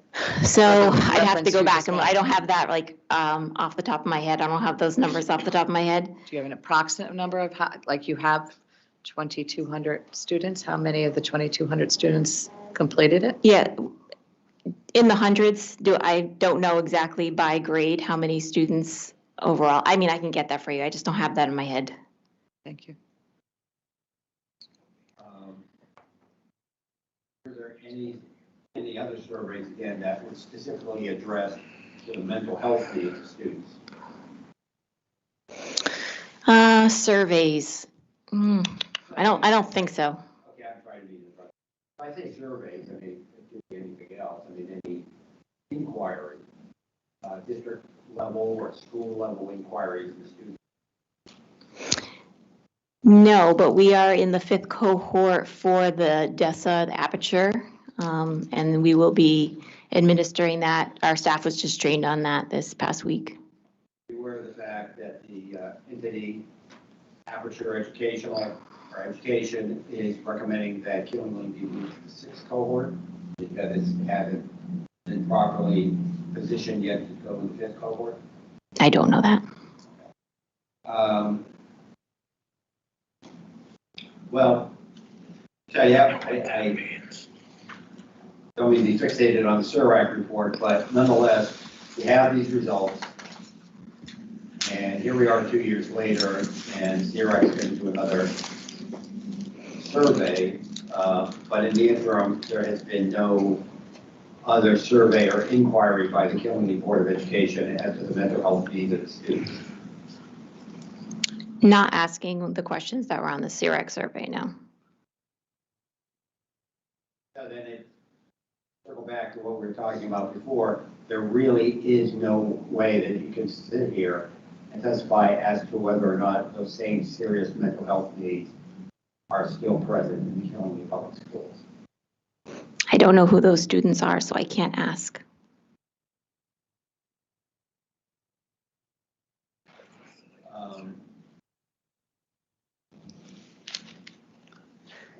of the fact that you didn't know who the students were that responded to the December 2000, that were listed in the December 2021 CRF report. You didn't know who they were.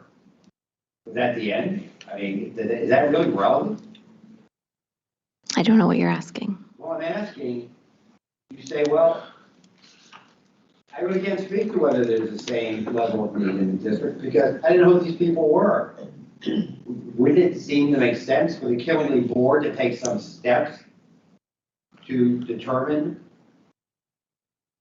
whether these needs are still present, regardless of whether you knew who the students were? The question was, do I know who these students are? I personally do not. Do our counselors and our administrators know which students need support? Absolutely. So then you have, of course, then met with them and you have asked them, okay, we got this report, pretty alarming stuff. The state's, all over us. We need to try to nail this down to make sure that we are implementing educational interests of the state, that we are addressing student mental health needs. So I need you to tell me, are you seeing the same level of students who are self-harming, who are depressed, who are engaging in suicidal ideation? Have you sat down and discussed with your staff this information? That was a really long question. Can you rephrase that?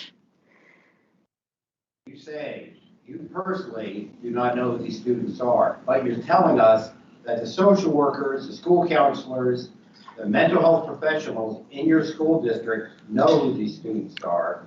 So have you sat down with them and said, talk to me. Are we still facing the same level of mental health need as was reflected in the CRF report? So I understand your question now.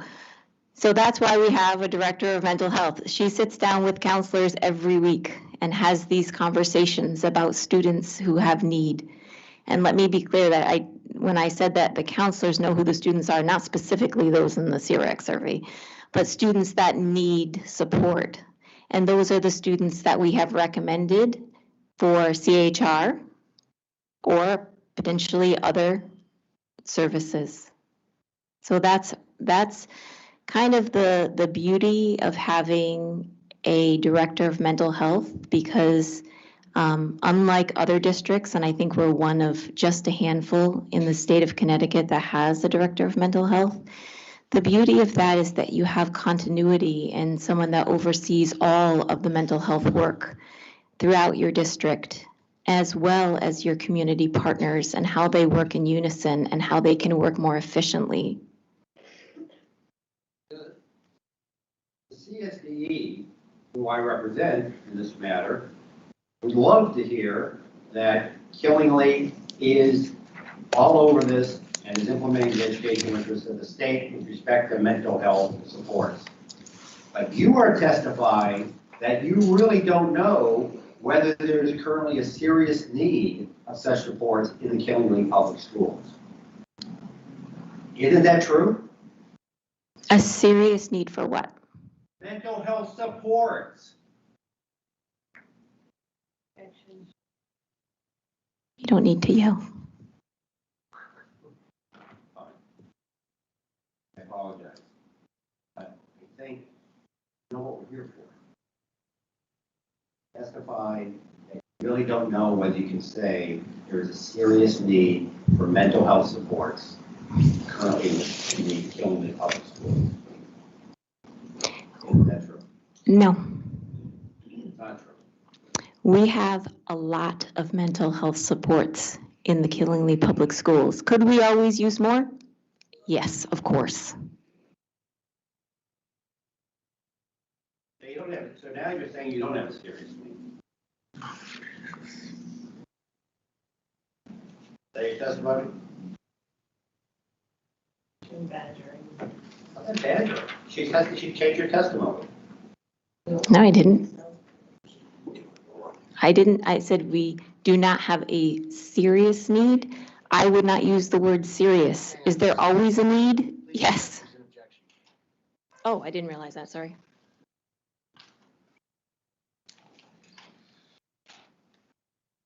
The record was speaking. I think the record will speak for itself. The record of her testimony.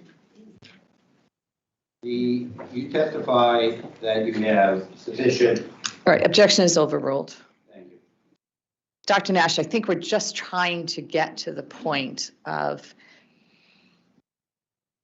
the needs of these children being met. And you testify that your counselors and your psychologists know this, that it's not you definitely to do it, and the mental health director know this, but how do they know that it's all inclusive for all these children? Like, there is more need there than perhaps what goes into CHR.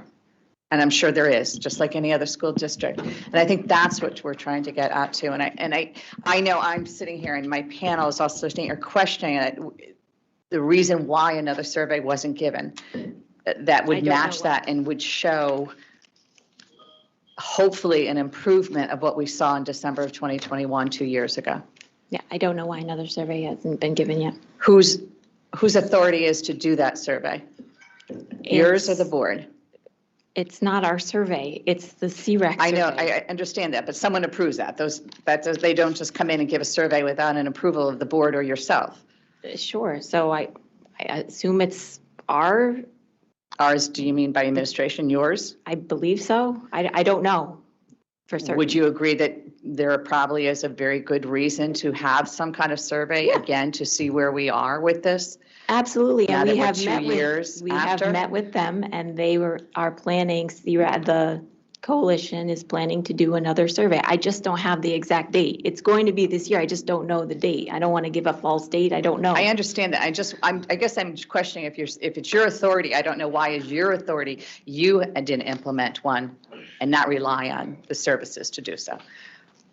Did you see a need for it? I guess not that you didn't implement it. Did you see a need for it? Oh, sorry.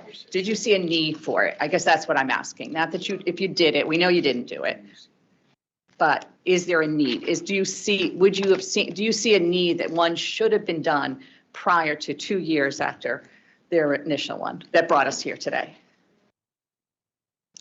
I hadn't given that much thought. I guess, yes, that would be something that we would do. I don't think CREC does it every year. I don't know that for sure. I'm not sure. So in my role as curriculum and instruction up until August of this year, I was not involved in that. Okay. But as from August, when you became superintendent, did the thought ever occur to you that perhaps we should get student voice again and survey absolutely, them? And I've said it like 3 times, but we have met with United Services. Kathy Cody and I have met with United Services. We have discussed giving the survey. I just don't have an exact date. I believe it's like very soon, like within the next few weeks. I just don't know when. Yeah, so I want to go back. Because Attorney McKeon asked some time ago if there was still a need. Is there some need for some serious mental health needs, right? Your quote was, "I wouldn't say serious." So I just wanted to kind of get some clarity for you around that question that kind of created some level of angst, right? You said, "I wouldn't say serious." I would, yeah. So serious to me is like maybe, where we were right after the pandemic, when we had so many students down in counseling. That to me is serious. So that's my benchmark, if you will, for serious. Would I say we are still at that level? Absolutely not. Thank you. You say absolutely not, but how do you know? We are decreasing our numbers of visits to counseling, so we are in a downward trend right now. We have CHR is in place. We have our director of mental health that has brought the entire counseling, social work, school psychologists, all of our mental health workers together in coherence across the district. We have moved away from, we have kind of rethought what counseling looks like at the intermediate school and the high school to more of a resiliency model. What does that mean? So solutions focused, right? Solutions focused, working on resiliency. Yes, students, we do, you know, as humans, right? We all struggle, but we have the tools within us, and to empower our students to be able to use those tools.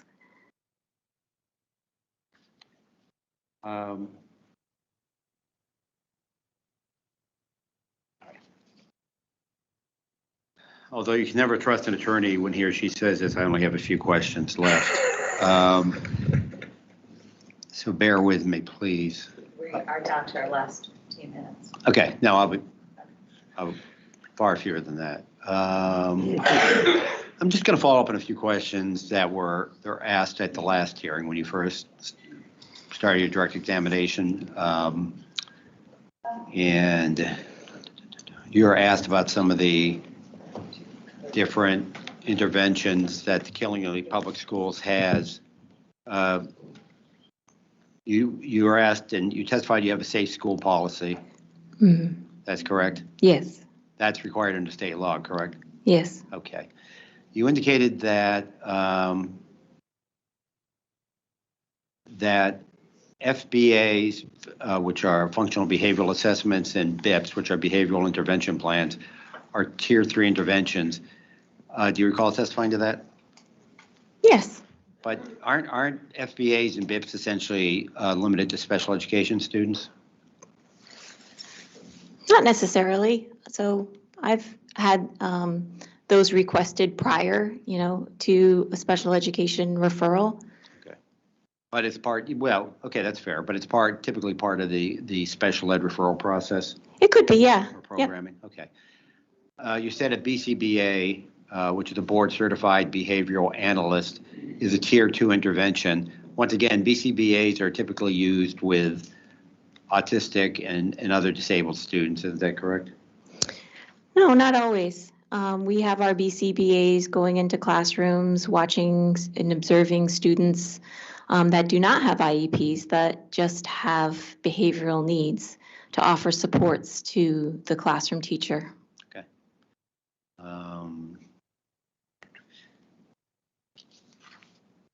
Exhibit 13 with a list of your staff, social workers, psychologists, school counselors.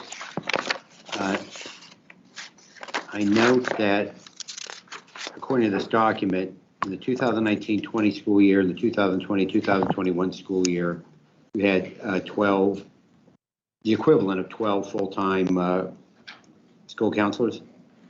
Yes. But for the really for the current school year, you have 11. Yep. So if you look at the school social workers, that number goes up. So we shifted one of those positions. Okay. Okay. I appreciate that clarification. I hadn't seen that. And what was that? Did you just decide that? So a lot of times when we advertise for those, you know, because it is hard to find both, right. You know, if we have someone apply that's a social worker and the position is guidance, sometimes we do hire. Okay, that's fine. I appreciate that clarification. I'm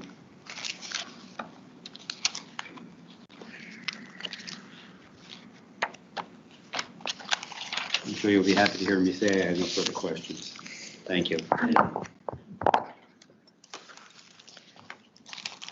Attorney Feinstein, I know you probably have some questions. However, we're going to wait until our next hearing for you to start. Actually, I spoke too soon. I knew it. I did. See, I tell you, you can't trust an attorney when they say it. I just want to ask, and this will be just a couple of questions, honestly. That's a scary statement. Yes, yes. I know. I understand that. I apologize. Dr. Nash, so I presume have a general awareness of the suspension and expulsion rates of students in the Killingley Public Schools? Yes. If I were to tell you that during the 2022-2023 school year, you had a 12.2% suspension expulsion rate, would that seem accurate?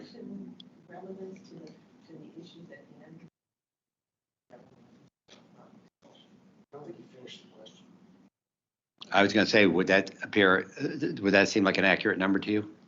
I don't know. Are you looking at something? Yeah. Wait, there's an objection. Oh, sorry. What's the nature of the objection? Relevance?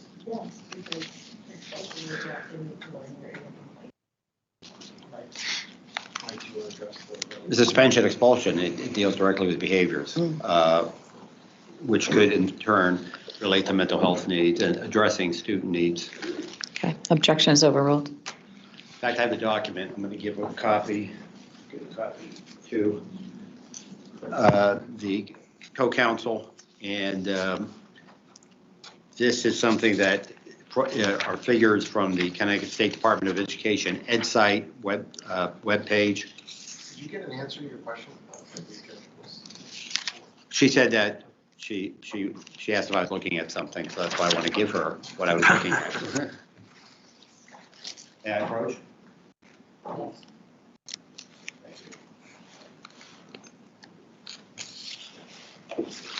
right.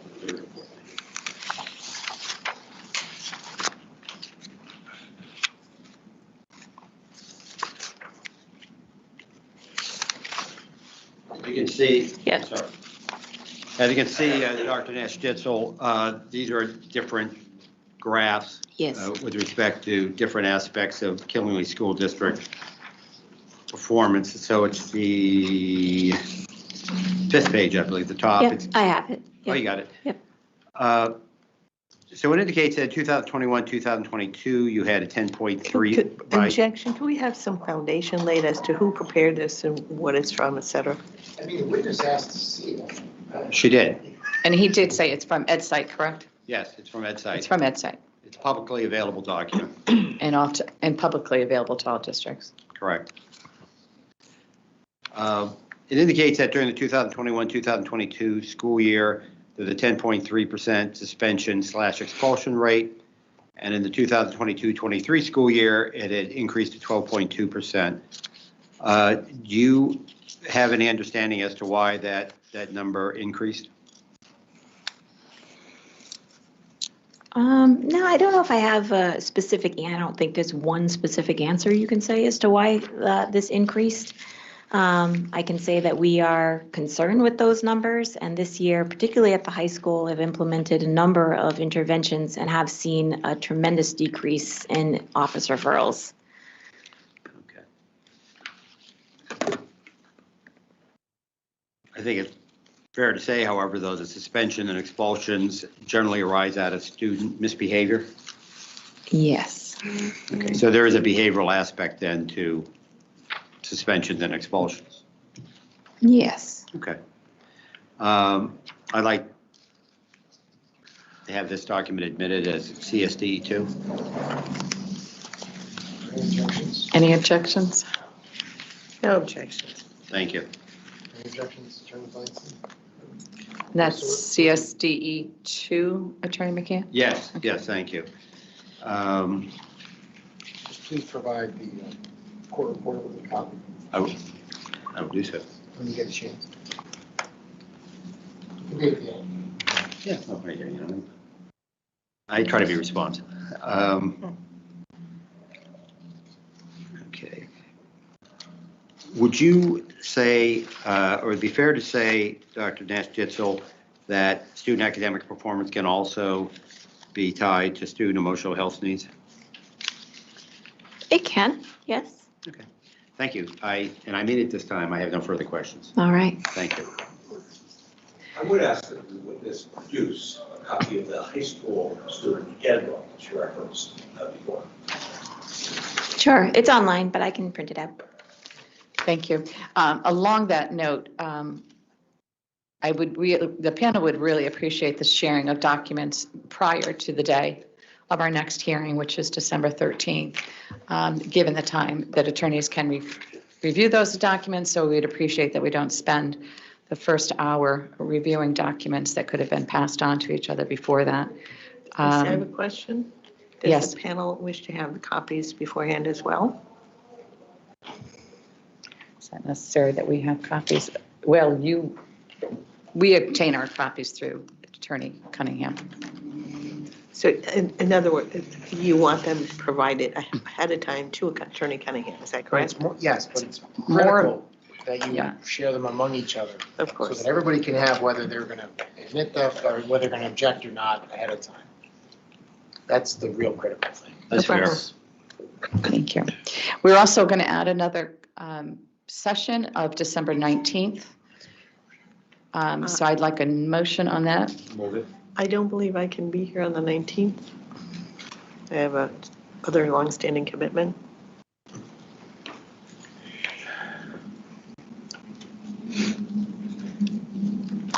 Well, can we? What, is it professional or personal? Personal.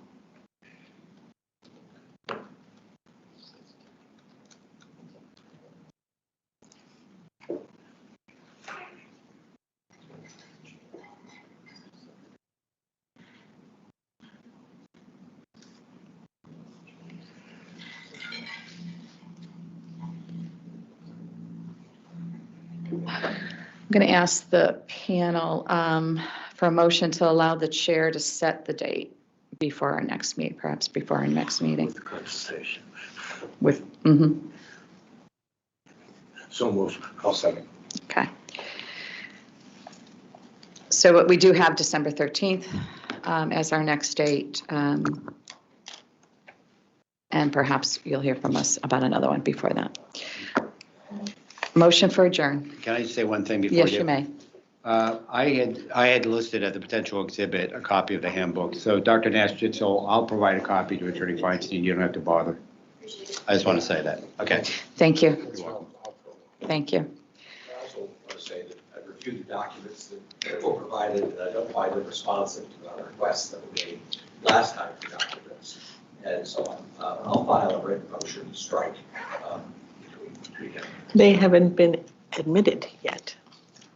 So a motion to strike is not appropriate. Well, those perhaps are the documents that the three of you can review before we're here. Strike testimony, not motion to strike documents. Right, okay. Well, again, he already elicited the testimony the first time, which is why we were following up with the exhibits related to the original testimony. So striking the testimony would mean striking everything that was testified to before. All right, we'll wait to see how those documents, but it would be very appreciative if those documents can be exchanged prior to when we're sitting here on December 13th, which being said, I believe is not in this building, correct, at this time, Aldith? The December 13th hearing is not, as it stands now? I'll have to get back to you. Yes, so please look. As of now, it's not in this building. As of now, there is not availability in this building, so we will, yes, it will be, and most likely it'll be at, Before posting day. yeah, yes, it will be. But there is a conflict with a meeting place, but we'll get back to you on that. Okay? Thank you. Motion to adjourn.